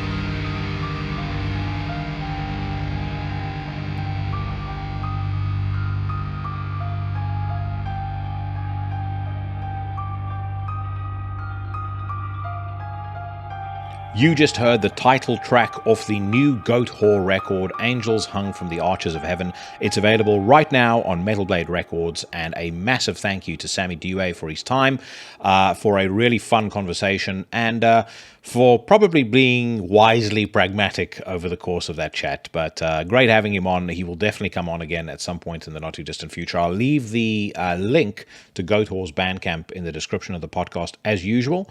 And if you go over there and you buy yourself some music, do remember to let them know who sent you. Time now to talk about another new release and the latest, the third installment in the Antichrist Imperium discography is finally upon us. It has been a lengthy wait. Their previous record, cunningly entitled Volume 2, Every Tongue Shall Praise Satan, was released in 2018, and of course their debut dropped in 2015. Both were excellent albums in their own right. Both were my favorite records in the year of their respective release. So as you can imagine, for me personally, the level of expectations could barely be any higher than it was. But having now had several months to live with this absolute beast of a record, all I can say is whatever expectations I had were soundly thrashed within the first 3 minutes of the opening song, The Sweetest Juice. That track starts off with a almost cinematic, quite minimalist piano piece that kind of perfectly sets the atmosphere and the tone for the record. It bleeds into Sam Loynes singing his way to an absolute career best performance. I've said this before about Sam. I think he has more talent than he realizes, and frankly, he knows what to do with. His work on the last couple of Voices album has been stellar, but this is a whole different ball game. He has, as the youth would say, leveled up. I think the way that he has interpreted the melodies, the kind of foundation of each of these songs, and then process that into a melody that he can sing over the top of the music is just an absolute triumph. And I would liken it to, in a roundabout way, Evan Peters' performance on the new Dahmer series. I mean, Evan Peters, great actor. I've seen him in, several series, including all of the American Horror Stories that he's been in, Mayor of Easttown. He's been great in all of those, but Dahmer is kind of the role he was born to play. And listening to Sam Loynes on this record, this is absolutely the record that he was born to perform on. Now, it is not just his work that takes center stage, however, because when the proceedings kick off, and kick off in anger they do about 3 minutes into The Sweetest Juice, every other member in the band, shines in their respective roles. Whether it's David Gray, the Antichrist Imperium drummer, who I had on last week's episode, as you should know, sounding like human artillery, or it's Sam Bean proving once again that he is one of the best extreme metal vocalists on the planet right now, or it is Matt Wilcock continuing to cement his riff guard status. Every single person in the band has clearly been given license to be as creative and to let their personalities come out in the most authentic way possible. And rather than that leading to a self-indulgent mess, which it could very easily have been in that kind of dynamic, it is a testament to the chemistry possessed by these four men, that the way that they integrate that creativity and that personality has been absolutely seamless. And that is carried across the in totality of the record's runtime, all 8 tracks. It leads to something that I think is one of the most unique sounding albums of 2022. It means that every single song is distinct. And like I said, it's distinct from anything else that's come out this year as well. Credit also to Joe Haley of Psychroptic, who I believe did the mixing on the record. The mix and the production and the sound of this album is matched only, in my view, by Kurt Ballew's production effort on the new Strigoi. It sounds absolutely massive. I've listened to this on headphones, on the set of Kef LSX speakers that I have in my bedroom, and on my hi-fi, and on every one of those platforms. It just sounds absolutely massive. The drums have real thud. The guitars are fat, crunchy, nasty. The vocals sound crystal clear. I mean, it is absolutely incredible. I know a lot of bands listen to this podcast, and I will say that if I were in a band, if I were in your shoes right now and I was thinking of recording an album, then Joe Haley would be one of the first men I seek to tap up to produce it, if you can afford him. As a matter of fact, I suspect his rate is going to go up following this record. So probably best to tap him up now rather than wait for the market to kick in. But anyway, there are so many great moments on this record. It's really hard to point to any highlights. I would definitely say The Vilest Beasts, which kind of starts off with a laid-back nod to David Bowie, if David Bowie were a practicing devil worshipper, is absolutely fantastic. The utterly brutal Exorcist Evisceration, kind of is a throwback to some of the earlier Antichrist Imperium songs, whilst tossing in, gothic, almost kind of post-punk blackened elements. But again, it works in the way that it's presented extremely well. The entire record from start to finish, frankly, could fall into that category, into the category of highlight. There's nothing about this album that I don't like. And unless something staggeringly brilliant comes out, then I do believe, my friends, that I have found my favorite record of 2022.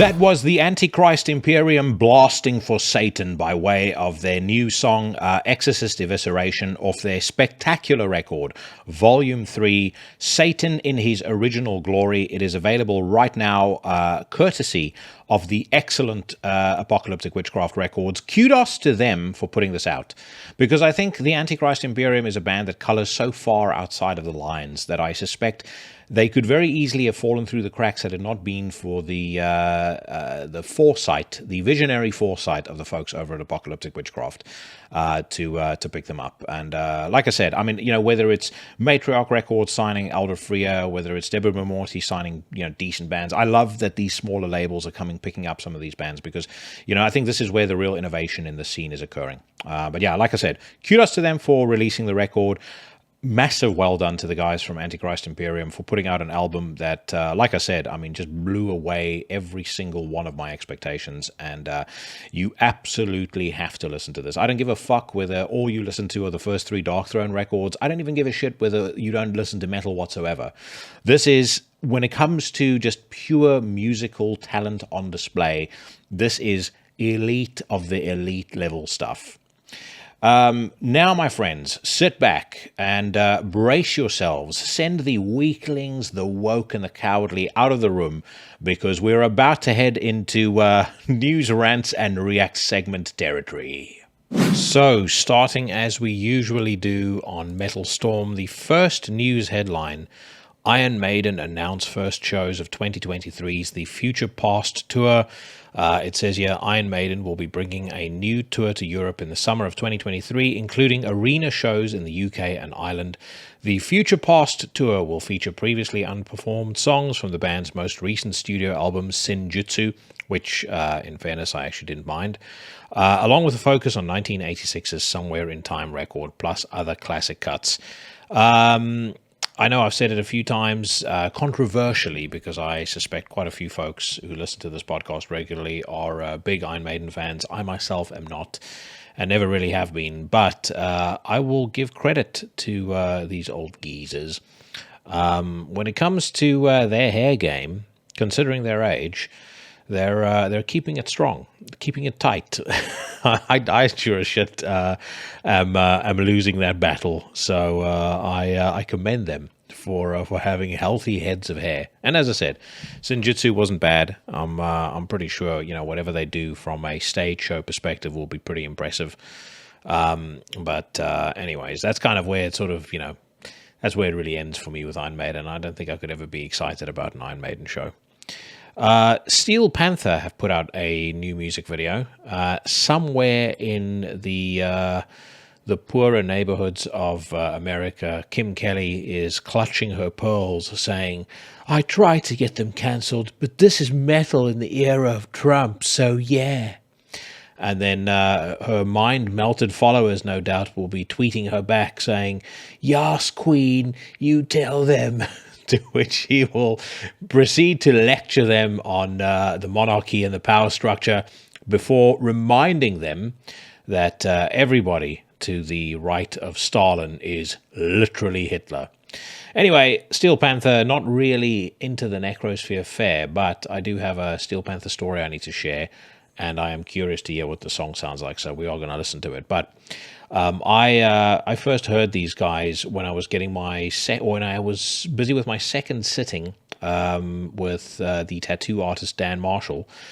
He was putting the finishing touches on a piece on my left arm, and this music started playing. I thought to myself, why the hell is this guy playing Motley Crue? But I couldn't quite recognize the album that it was from. And he played, I think the record was called Feel the Steel. So the song Death to All But Metal played. And then the second song, I can't remember what that's called. And then Community Property, the very famous Steel Panther track, started playing. And I started paying attention to the lyrics, and because I wasn't expecting it, the humor in the lyrics caught me off guard to such a degree that I burst out laughing to a point where I literally had to hold onto the table to kind of steady myself and stop myself from shaking with laughter, because I didn't want Dan to accidentally make a mistake on the tattoo, because it's not like you can go back and erase that. But what a fucking hysterical song. And Steel Panther, for me, I mean, they're a bit of a guilty pleasure. It's not something that I'm going to willingly turn on and enjoy. But you know, if it's playing in the background, I don't mind it. And from time to time, I'll listen to a Steel Panther song and I will chuckle, because the humor is literally so dumb that there's something endearing to it. Which seems to be the case if I were to judge this new music video by its title alone. It says here, glam parody rockers Steel Panther announced their sixth studio album, On the Prowl, set for release on February the 24th, 2023. And to celebrate, the first single and official video for Never Too Late to Get Some Pussy Tonight are online. Let's give it a quick spin.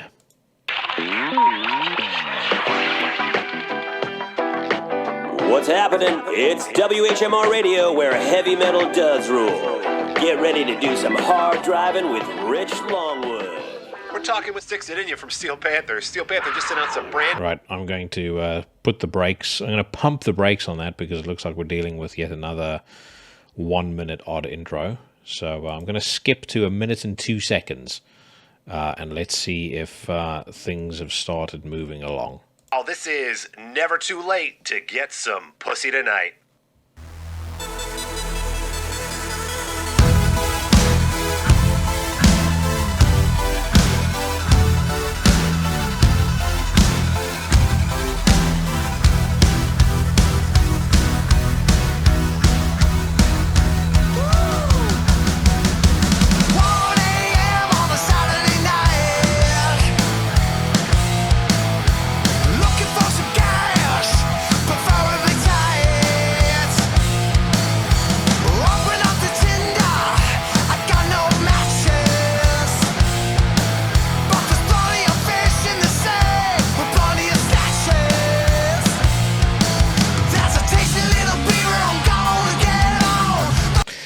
I think I heard him sing Looking for Some Gash, preferably tight, at the start of that song. And that's exactly what I mean. I mean, it's so fucking dumb, but it is very funny. And then opened up the Tinder, I thought was a pretty amusing line as well. I've got some escapades on that app that I can tell stories about. Back when I was a swinging young man, I had one person that I was talking to back and forth, and she asked me what music I listened to, and I said to her, well, right now I'm busy listening to Cannibal Corpse. And the conversation went super dark really quickly. She's like, why would you listen to Cannibal Corpse? And I was like, well, because I like it. And we exchanged a few more conversations, and I just decided, well, fuck it, I'm not going to respond back to her. I didn't unmatch her straight away. I just left it. And then I opened up the app when I got off the train. I was on the train when I was having this conversation. I opened up the app, and there's just this big message going, answer me, you shit. So I don't know if she knew somebody who had listened to Cannibal Corpse previously that did something absolutely terrible to her, but clearly that touched a nerve, so that was an instant unmatched fucking psychopath. But yeah, you will meet some very bizarre corners, or you'll run into some bizarre human beings on those dating apps, which is fortunately why I've been fortunate enough, I should say, to steer clear of them for the last 4+ years now. But yeah, this song, I mean, it sounds a little bit like Van Halen, like 1985 era Van Halen with modern production. Lyrics are pretty funny. So let's give it another 60 seconds, and we'll see what happens.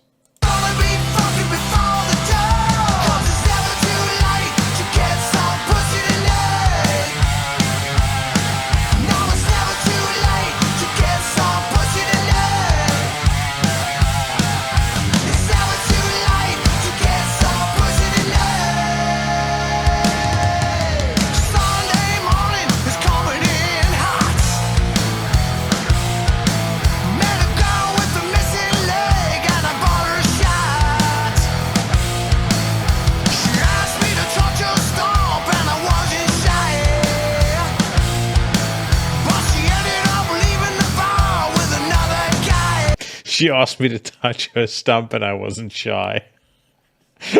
Yeah, anyway, unbelievably stupid, but unbelievably funny as well. I mean, I can see if you're having a barbecue with your buddies or you're cracking open a few beers with your bros, you might enjoy this. Speaking of bros, $40 million in marketing budget, pushed by the likes of Rolling Stone and various other hack websites as apparently the greatest romantic comedy of the 21st century, watched by all of about 40 people. I think in its open weekend it made $4 million. And Hollywood did what it is prone to do nowadays, which is whenever anything that they put out fails, then they immediately lay into the audience and call them either homophobes or transphobes or racist or misogynists, which, I can only shake my head. Firstly, any time when a overtly woke film or TV show is a colossal failure, there's a part of me that leaps for joy inside. I'm like Rocky Balboa at the top of the stairs, jumping up and down for joy, jumping up and down in celebration. Having seen with my own eyes, the trailer for that steaming pile of horse manure, I cannot think of a better movie to have suffered that fate. But of course, if you don't like it, it couldn't possibly be because the movie sucks. It has to be because you're homophobic. Anyway, Blackthorn has a new single out. And then very interestingly, straight after that, we see Beyond the Black, another band from Germany. And then straight after that, we see Black Mirrors, a metal band from Belgium. And following on from what I said last week about the fact that, we've got Black Anvil, we've got Black Lava, we had Black Sabbath, we don't really need any more bands with black in the title. If I were to gain political dominance over the world, I would say one of the first laws that I would make is any band not called one of those three, or not one of those three bands that I just mentioned before, straight to jail. And because I am so sick and tired of bands using the name Black in the title, I'm not going to bother listening to those songs. To me, that's just as overplayed and trite as you referencing Edgar Allan Poe in your lyrics, or yet another concept album about the crimes of the Catholic Church. It's yes, we've all read The Raven. We've all read The Pit and the Pendulum. We all know about what happened in the Catholic Church. You don't need to remind us. We don't need your interpretation of events. There is absolutely nothing illuminating that you can possibly share about those things with us. I get that Edgar Allan Poe's position or place in the canon of great English writers and literature, but I have absolutely no interest in bands singing about him, and frankly, unless your band's name is Nevermore, whenever you bring that into whenever that word is used in a song title, it's usually an indication that your band is on the way down. Happened to Morbid Angel, happened recently to Lamb of God. Okay, Aggression have announced a new album. Canadian thrash metal moshing crew Aggression have just revealed the cover artwork by Jose Vives, track listing, and first advanced single, Return of the Frozen Aggressor, of what will be their fifth full album, titled From Hell with Hate, and will be released on a 12-inch LP, CD, cassette, and digital formats next November 17th. Through Extreme Music. Next November 17th, do they mean 2023? I would not imagine so. However, the song titles are significantly more promising than the ability of, or the English language ability of whoever wrote that PR release. We've got Antichrist, Devil, Cunt. We've also got Let's Burn This Church to the Ground, One for the Woods, and we've got Left Hand Larceny. I don't really know Aggression all that well. I know they're an old school thrash band. They've been around since the mid-'80s, I believe. Didn't put out all that many records. I think they've actually been more busy recently than they were before.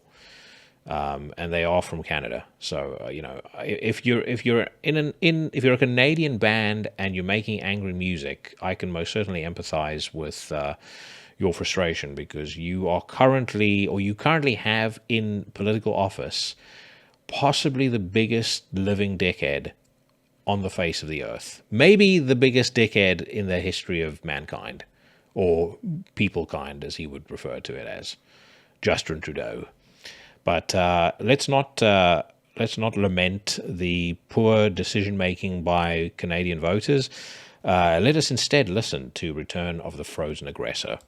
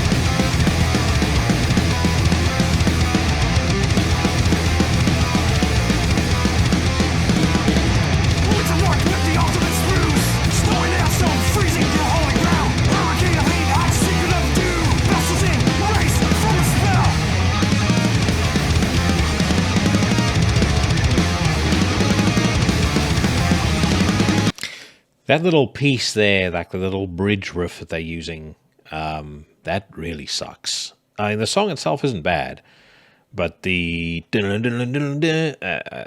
is not working for me whatsoever. Whoever was producing this should have put their foot down a little bit on that song, I think, or on that, for that particular part of the song. The song itself isn't bad. I mean, I do feel like Power Trip is a band that really ruined me for any kind of modern thrash release whatsoever. I mean, it has to be something absolutely extraordinary to grab my attention in the face of the Power Trip record, or the two Power Trip records, I should say. And this is, like I said, it's not bad. Like I would say it's B tier, B minus tier, perhaps. So we shall move on. Ingested have shared a new video. It says here, Ingested shared the video from Hollow Words, taken from their upcoming album Ashes Lie Still, out on November the 4th via Metal Blade. Vocalist Jason Evans says, you ever know one of those pricks that constantly say they'll do things differently, or say they're sorry for fucking you about, but then they always just do the same things over and over again? Well, our new single is about those types of assholes. Allow us to present to you From Hollow Words, featuring our good friend Sven of Death Metal Monsters Aborted. We've wanted to work with Sven for a very long time, and we couldn't be happier to show you the result of Ingested and Aborted smashing heads. Aborted is also B tier as far as I'm concerned. Not a bad band, but again, the standards in death metal to me are very high at the moment. Ingested, not really a band I'm familiar with. I do like the idea of two vocalists, though, or two vocal performances. So I am willing to give this a spin. Let's see what the first 60 seconds sounds like.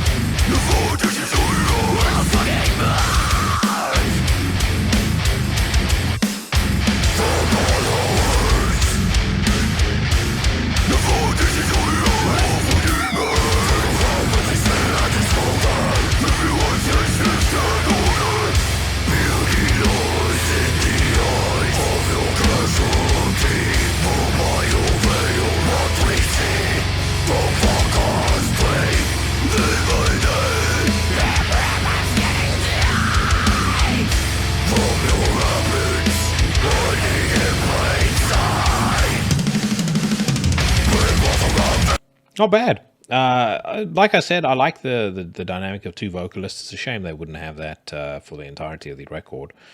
I think the riffs they do sound a little like recycled internal bleeding riffs, but they're not bad. The production's pretty good. It's got a really kind of nice, dense, fat sound. I can see this band or this song in particular serving its purpose when I'm in the gym.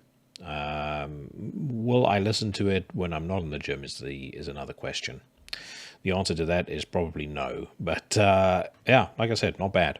I think if you're an Ingested fan, you probably have cause for celebration because, as I said, it's not half bad, that track. Okay, moving on. Wednesday 13 are putting out a new record. Hooray. Wednesday 13 and Murder Dolls, both garbage.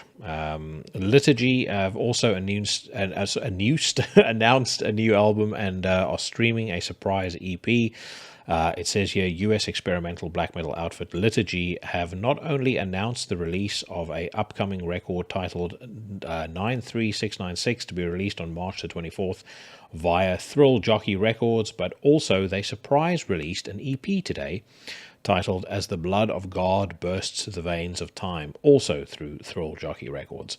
Apparently you can stream the EP as well as the title track below. Turns out, however, that is Bandcamp stuff. And because of my deep love and respect for you, all of the Into the Necrosphere Legion's property and car windows, I'm not going to put you through that.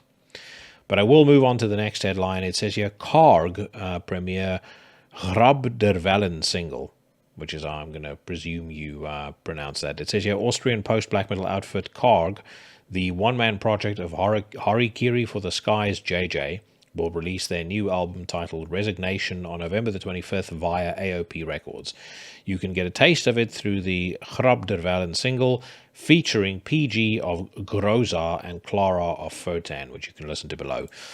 Never heard Karg, also never heard Harikiri for the Sky, partly because that name would join the lengthy and growing list of terrible band names in the metal scene. I also have my suspicions when I see these flowers and stuff like this on the front cover. It looks a little soft. I'm not going to lie. Post black metal as well. You're either black metal or you're not. I don't like the description post black metal, but I'm gonna enter this with an open mind. So let's hear what it sounds like.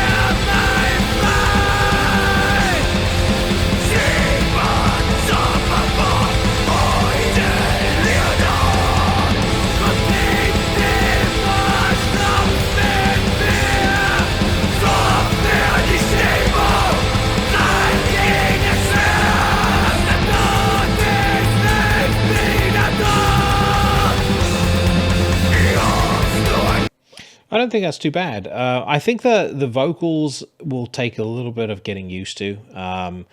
They sound just a little bit too much like yelling, and I know in the main that's really what most of the people that we know and love, and listen to do. But yeah, it's just it's a bit too shouty for me. But that being said, I don't think the music is bad. The production is pretty good. It is a long song though, at 9 minutes 51 seconds. So I'm gonna go to probably the halfway mark. I'll go to minute 5, and let's listen to where we've gotten up to by this point in the song.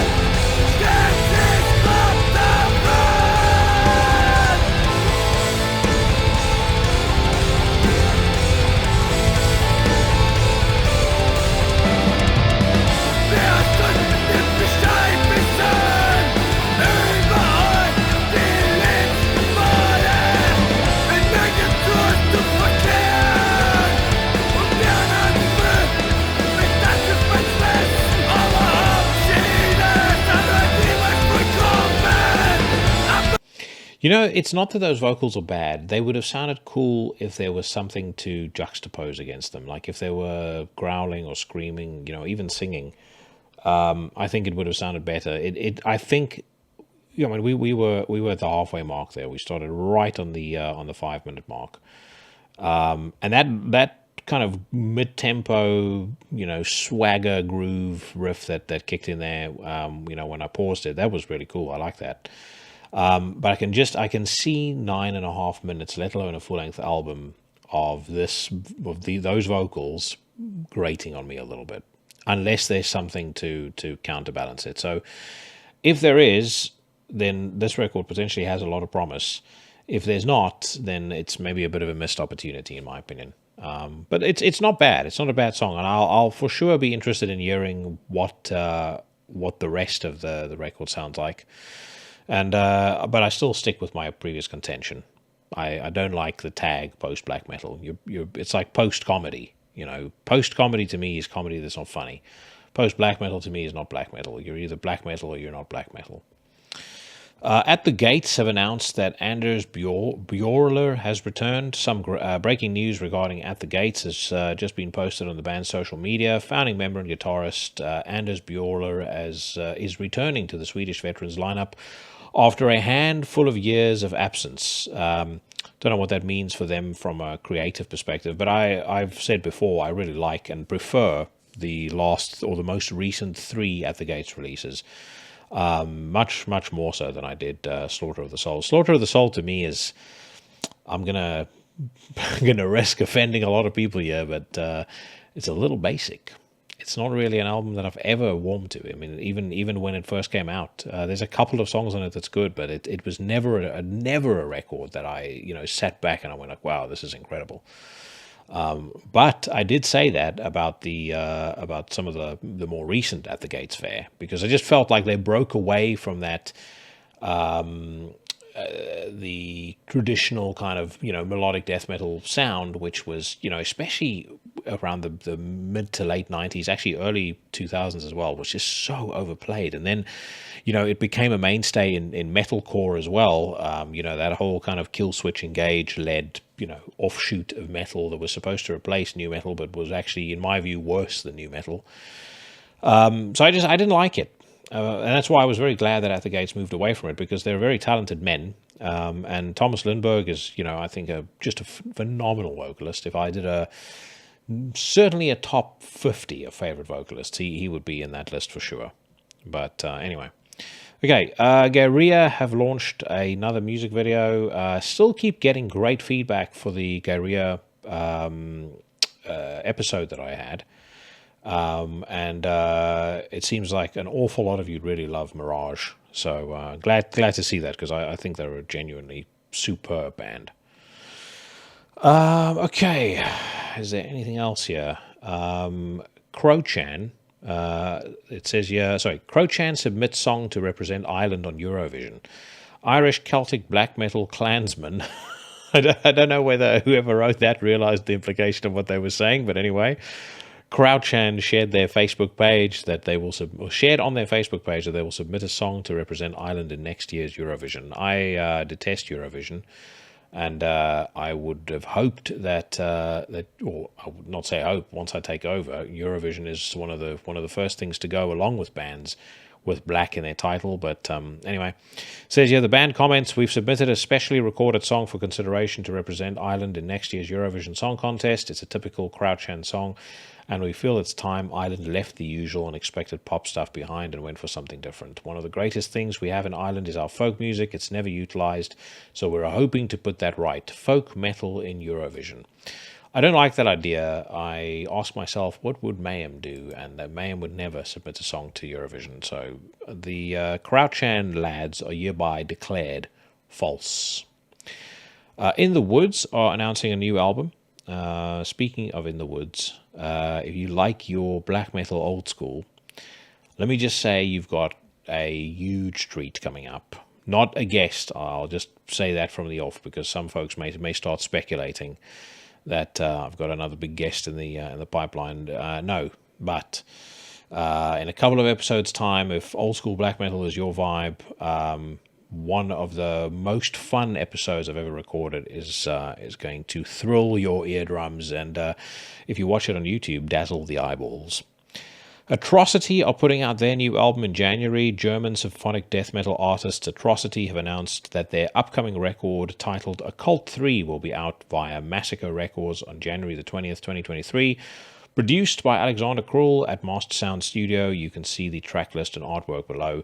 Atrocity kind of lost me, and I suspect torpedoed the vast majority of the gothic metal scene in the early 2000s with a music video called A Taste of Sin. And I was talking earlier about, so dumb it's funny type humor on Steel Panther. If you truly want to laugh at something that is unintentionally hilarious, look up A Taste of Sin by Atrocity. It has got Alexander in very low-budget looking robot clothing doing a dance that, I mean, if you imagine the Macarena done by somebody with epilepsy, it's it's approaching that.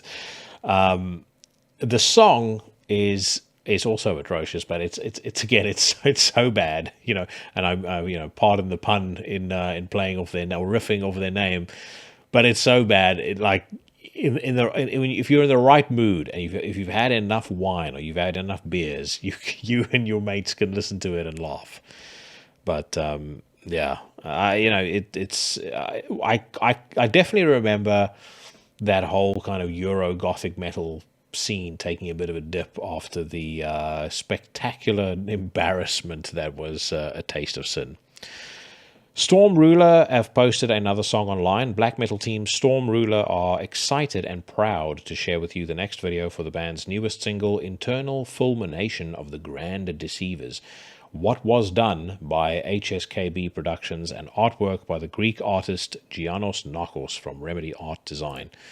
They are pictured there in full cosplay battle garb, looking like they're about to lead the Crusades. But anyway, the band comments, Fulmination was chosen both as our next single and as the album's opener for the attention that it demands and the journey upon which it will take the listener. It has a commanding delivery carried triumphantly by its soaring leads, stoic howling vocals, and ice-cold trem. An embodiment of what we consider to be the true imperial black metal warfare. So far, the previous Stormruler record I really liked. The first single off this new record I was less excited by, and so I'm a little cautious in getting my hopes up for this new song. But yet I will still persevere, and we are going to give it a listen and decide what we think. You guys let me know in the comments, but let's get on with it.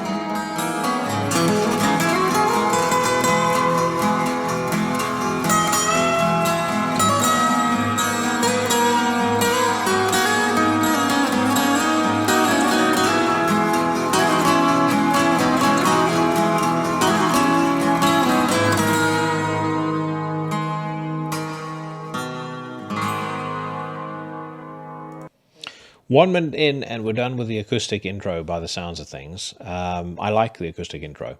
So, we are on the right track. It's definitely not basic. It's, nice and technical, nice and dense. Sounds like there's a lot of layers going on there. I like the melody. Let's hear what happens next.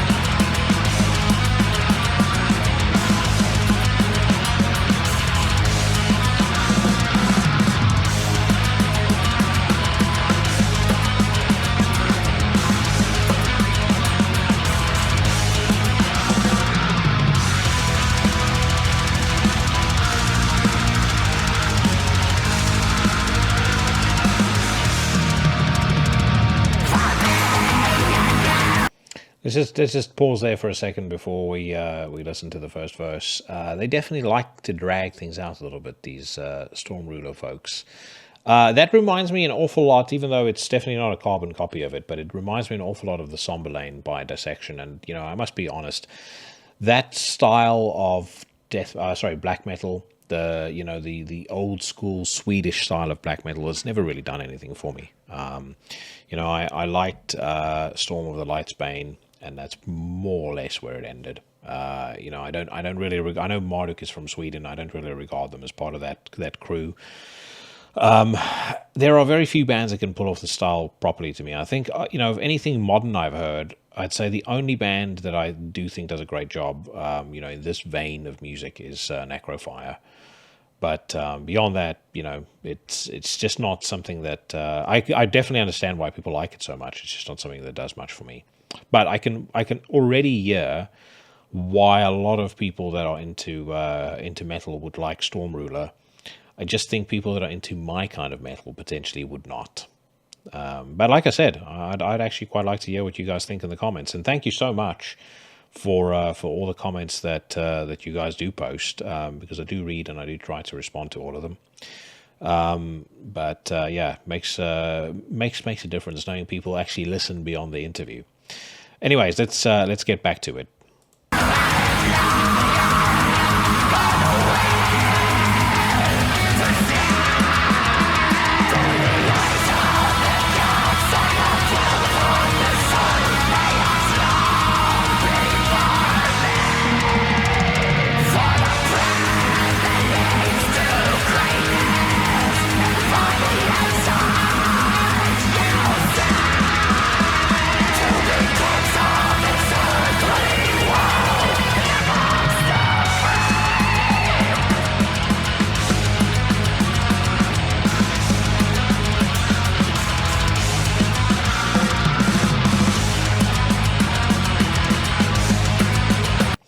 It is not making the hair on the back of my neck stand up, but it's not bad. And as I said, I definitely get why people would like this band.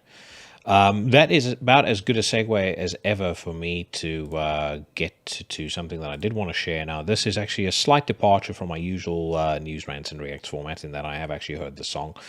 But as some of you may have guessed when I've spoken about this band in the past, I'm a big fan of UK black metal battalion Abduction.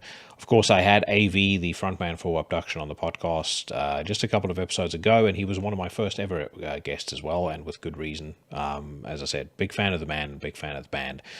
I am extremely excited about their upcoming record.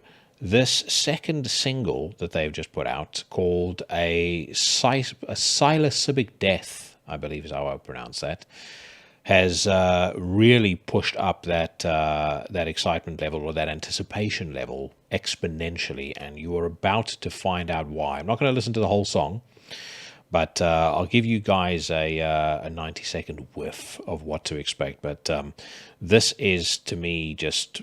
This is the kind of black metal that gets me excited. And like I said, you're about to find out why.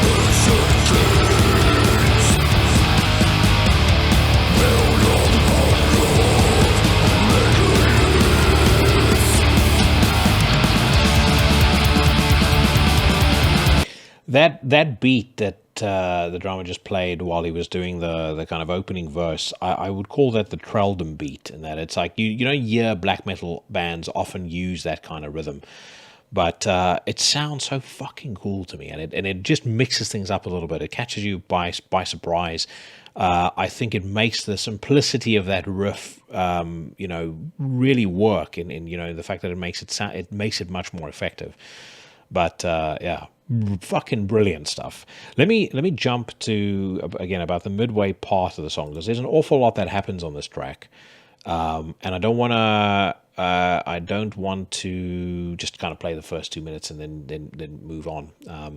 But obviously we don't have time to listen to the whole thing. But let's just jump to the midpoint, and I'll give you guys another taste. No sacrifice to monumental suffering in perpetuity. Unraveling the fabric of free will. Spiral colors becoming.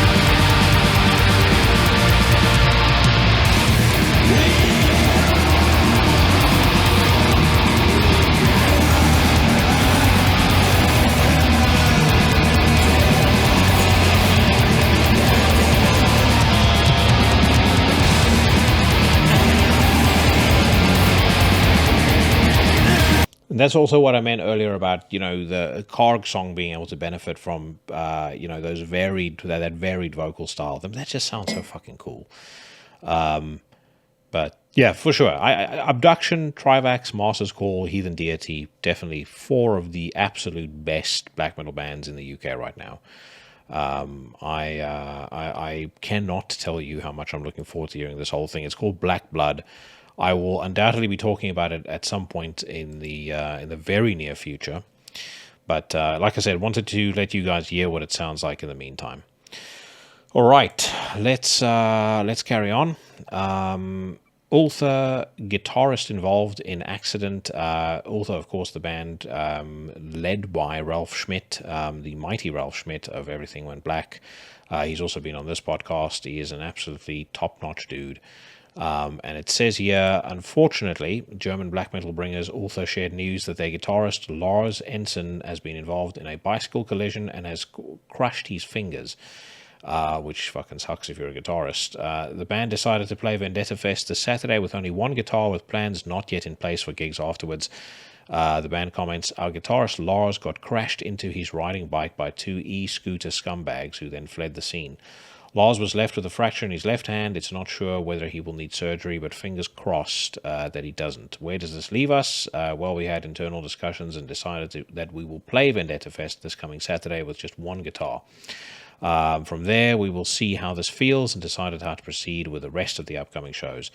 After Andy's withdrawal from our tour in April, there seems to be a pattern for this band, always fighting against the odds. We will see you on Saturday and hope it's still worth your while. I was not there, naturally, but I'm pretty sure that it would have been. That last Ultha record is a fucking masterpiece. And I'll definitely, at some point, have to have Ralph back on again. I love talking to the dude. I think he's a great guy. Most recently, he and Mike did a really fantastic retrospective on a record called Zune by a band called the Nephilim. Of course, Carl McCoy's project after Fields of the Nephilim, or at least when Fields of the Nephilim went on hiatus. Really great dissection of the record, and I've always loved that album. Back when I was doing a radio show called The Inferno on a shithole fucking college or university radio station called RSFM, that was one of my big discoveries in their CD pile. I mean, most of what they had, as you can expect, was complete and utter trash. But as I was digging through there, I saw this record called Zune, and I was like, this doesn't look, it's not really a band I've ever heard of, but it doesn't look poppy either. So let me give it a listen. And, two songs in particular stand out to me on there. A song called Shine and a song called Penetration. Just complete and utter masterpieces and songs I still go back to time and time again. So it was great to hear those guys talking about it and really kind of appreciating it as well. I suspect, my friends, that we are at the end of Metal Storm. So let's head over to Blabbermouth and see what is on the Democrats' Guide to Rock Music. First and foremost, Judas Priest's Richie Faulkner on Queen Elizabeth II's death. It's the end of an era.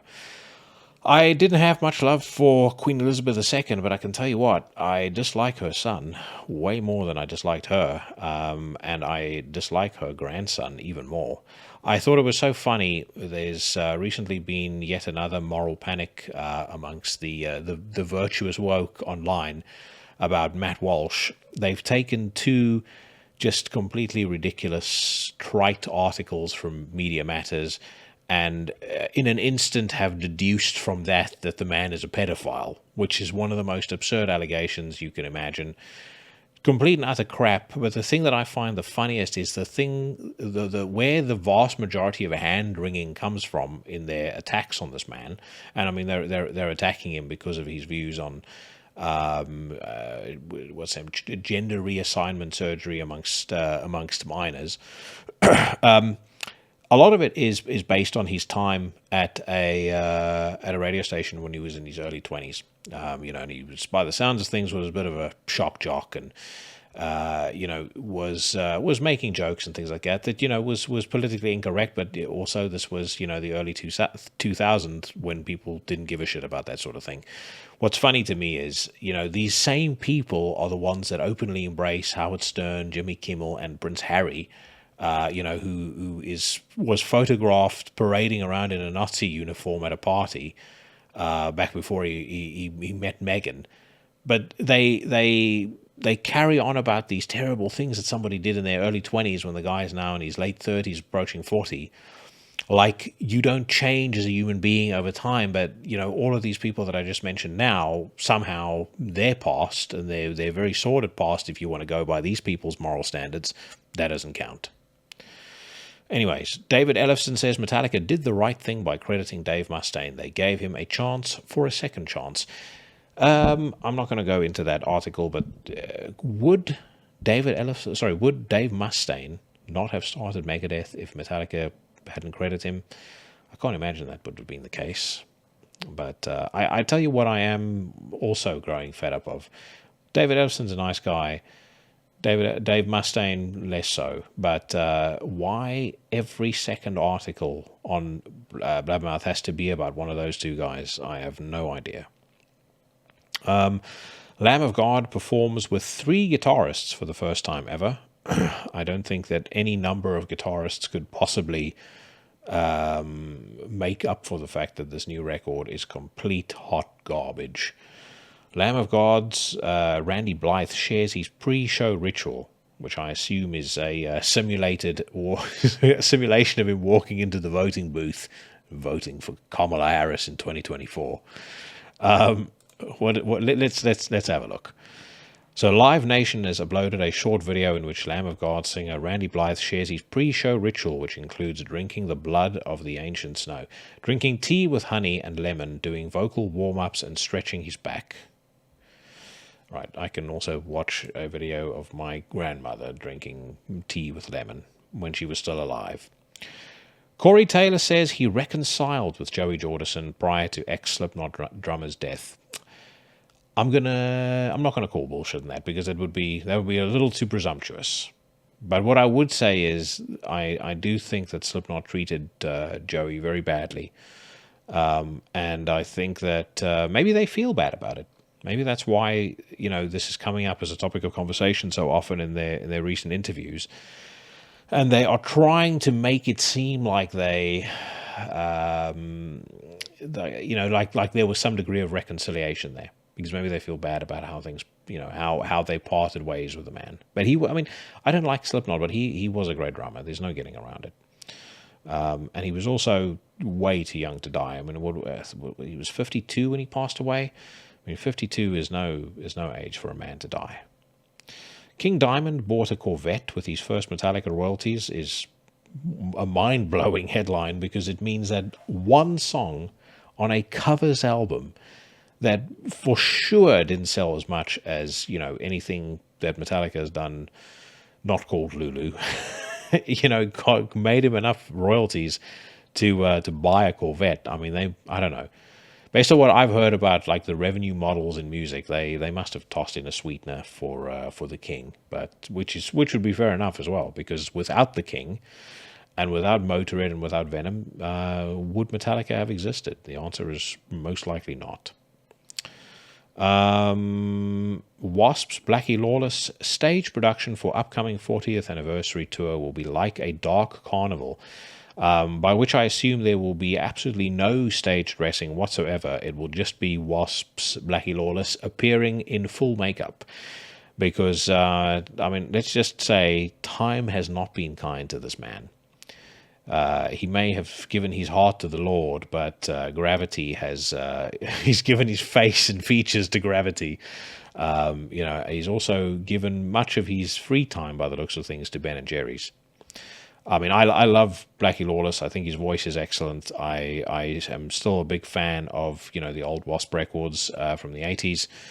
I think the Crimson Idol is a just absolutely fantastic record. Not the re-recording, but the original. But there comes a time where maybe looks aren't that important, right? But when you do have an image of some sort, there comes a time when you kind of need to either make accommodations to make the look work or ditch the look altogether. I think Blackie Lawless is at the point, or certainly past that point many years ago, where this drag show that he's putting on at the moment just doesn't really work. I mean, we've got a headline here about Rob Halford, which I'm not interested in reading, but Rob Halford's a guy who's managed to keep his look. He's managed to evolve his look. So he still looks like the metal god, but he's embraced the fact that he's an old dude, who's, by the way, still sounds absolutely incredible for a guy of his age. Okay, Serge Tankian, he's going to be releasing something called Shapeshift, a dynamic dive into diversity, which is an exhibition opening to be held this weekend. I can only imagine that would be the cure for insomnia, without a shadow of a doubt. If he speaks, I mean, we go beyond curing insomnia and straight into inducing narcolepsy amongst the many attendants. However, that is another great segue into something I wanted to share with all of you. My Carbon, an approach for inclusive and sustainable cities. This courtesy of the World Economic Forum, scum of the earth, as they are known on the street, certainly my street. I've spoken a lot about the mealworms and, the social credit system and all that sort of thing. And for quite a while when people brought this up, they were laughed off as conspiracy theorists. However, now folks like the riffraff at the World Economic Forum just post these things openly. So we no longer need to speculate or put two and two together or, rely on the guys over at Project Veritas for scoops. They just laying their cards on the table. It says here, our world is transforming. Big community trends for sustainable cities. The preamble to the exciting things that they are proposing for our future says, or starts with them positing that COVID-19 was the test of social responsibility, by which, of course, they mean the test of social compliance. A huge number of unimaginable restrictions for public health were adopted by billions of citizens across the world. There were numerous examples globally of maintaining social distancing, wearing masks, mass vaccinations, and acceptance of contact tracing applications for public health, which demonstrated the core of individual social responsibility. Which again to me reads like, by government mandate, we clobbered people into doing a whole bunch of things that in the grand scheme of things made absolutely no difference to the pandemic whatsoever. Social distancing certainly didn't work.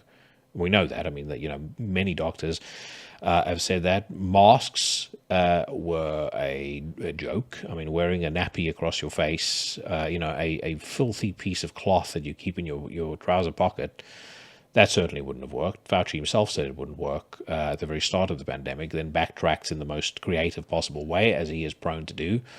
And then the mass vaccinations, they certainly didn't do what was promised. So, regardless of your stance on vaccinations, and again, I'm double vaccinated, will not be getting a booster, will not be getting vaccinations again unless a fucking gun is held to my head. But the promises of, we know that the virus ends with you if you're vaccinated, that was all a big pile of bullshit, which Judicial Watch recently actually had a very interesting dump on Twitter, where I can't remember how they got hold of the documents, but they sued the Biden administration and essentially received the plans that they had formulated to increase vaccination acceptance, which was preceded by a $250 million plan by the Trump administration to do exactly the same thing, which ties back into what I said before about politicians playing the same game, no matter what side of the aisle they sit on. But anyway, excitingly, they then go on to say, after much rambling, what's next? Sustainable cities enabled through smart communities. 3 pillars of this plan. The first is economic behavior, and the 2 bullet points here are increased costs for carbon-intensive activities and goods. In other words, we are going to tax you for eating meat and driving your car. Economic incentives to reduce demand and improve efficiency. In other words, we're going to tax you into oblivion and make sure that you are poor and we are rich, and we're going to do nothing of any productive use with the money that we take from you. Case in point, by the way, in a microcosm, the ultra low emission zone in London. Right now, I believe that if you drive into London with a petrol car that is, I think, older than 2 or 3 years, or a non-electric car, you are immediately on the hook for £17.50, which they put towards fuck knows what. I don't see any, I literally see nothing being done in London to lower emissions, and the studies have been done. Apparently the ULEZ does not lower emissions by any stretch of the imagination. So we know it's pointless. We know it's a stealth tax and they just want to take more money from you. It's not being put towards improving transport for London because They are going to the government with their hands held out, asking for a bailout. As far as that's concerned, we know that as far as doing anything really to maybe even increase or enhance the aesthetics of the city, that's also not happening because the place is a mess. Garbage all over the place, graffiti on the walls. I mean, they can't even paint a fucking fence, let alone take the weeds off the paving. Crime is out of control in London, so total and utter shambles. Waste of money, just another way to get money to get tax money from people in a country where the tax burden is already too high.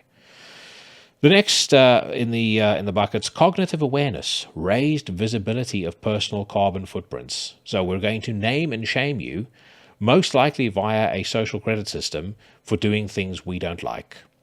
Raised awareness of personal carbon limits to sustain the transition to a net zero carbon society. This from the same people that will encourage you to get an electric vehicle, which demonstrably is one of the most environmentally destructive things to produce on in the world right now.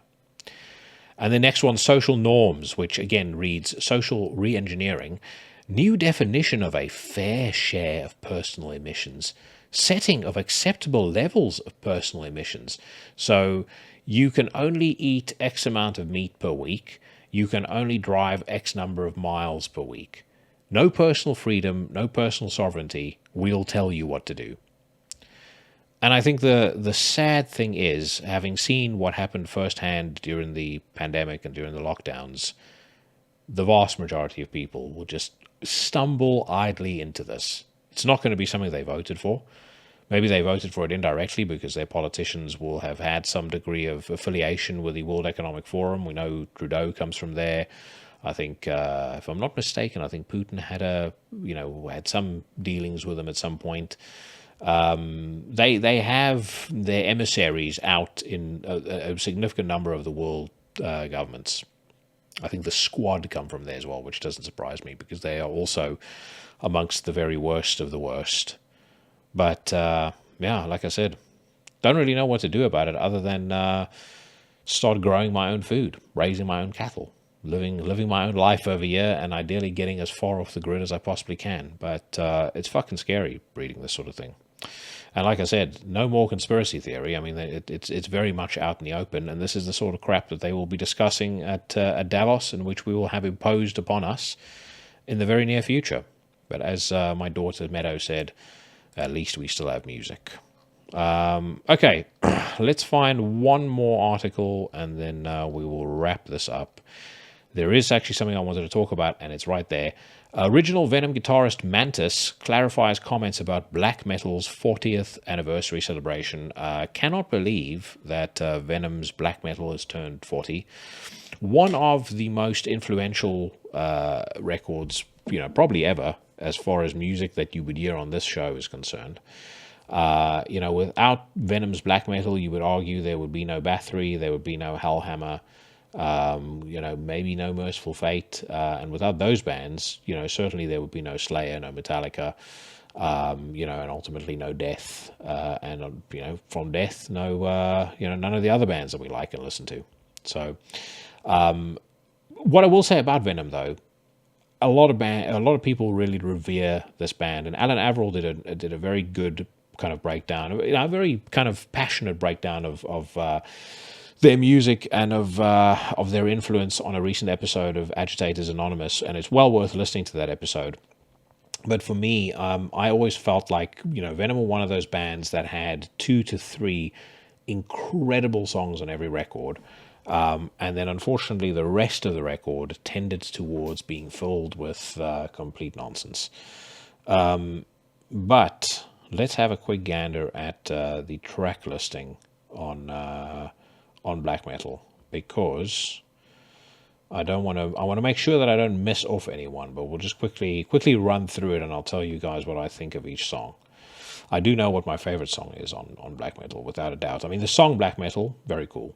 So great way to start off the record, and I think it was a nice way to demonstrate that they were a serious band after Welcome to Hell, because Welcome to Hell, I mean, it has one of my favorite Venom songs on, 1000 Days in Sodom, but it's also a record that is so loose and kind of so, for lack of a better phrase, devil may care in the way that it's performed and the way that it's produced. You know, I think a lot of people wrote them off as a joke and probably didn't expect a record sounding like black metal to come out as its successor. To Hell and Back, not bad. Buried Alive, fantastic. Probably in my top 5 ever Venom songs. Raise the Dead, not bad. Bloodlust, not bad. Teacher's Pet, absolutely terrible. I mean, it's like bordering on proto-glam rock. Leave Me in Hell, not bad. Sacrifice is, it's a bit silly, but it's also a lot of fun. Heaven's on Fire, pretty good. Countess Bathory, absolutely fucking incredible. I mean, again, so many bands have covered that song and done a great job with it too. It's just one of those songs that just lends itself to being covered. You know, kind of like, you know, a couple of Black Sabbath songs, but yeah, great tune. And then Don't Burn the Witch, very cool. My favorite ever Venom song, like of all time, is the Seven Gates of Hell. Like, I would say, if you had to ask me to hear one Venom song for the rest of my life, without a shadow of a doubt, Seven Gates of Hell would be the one. But yeah, like I said, happy 40th birthday, Black Metal. And thank you very much, Venom, for everything that you did for us. My friends, on that note, the news for this week is done. That just about wraps it up for another episode of Into the Necrosphere. Thank you so much for sticking with me until the very end. I hope you enjoyed what you heard. Whatever it is that you're doing, wherever it is that you are, stay safe, stay healthy. Be back here next Tuesday because I'll be rapping with Keith Rich of Druids. The next week, I've got the Necromaniacs gang on the podcast. And then the week after, who knows? But for now, I'm going to play out with a track off the new Nordjevel record. The song is called Of Rats and Men. And I will see all of you bad motherfuckers again next Tuesday.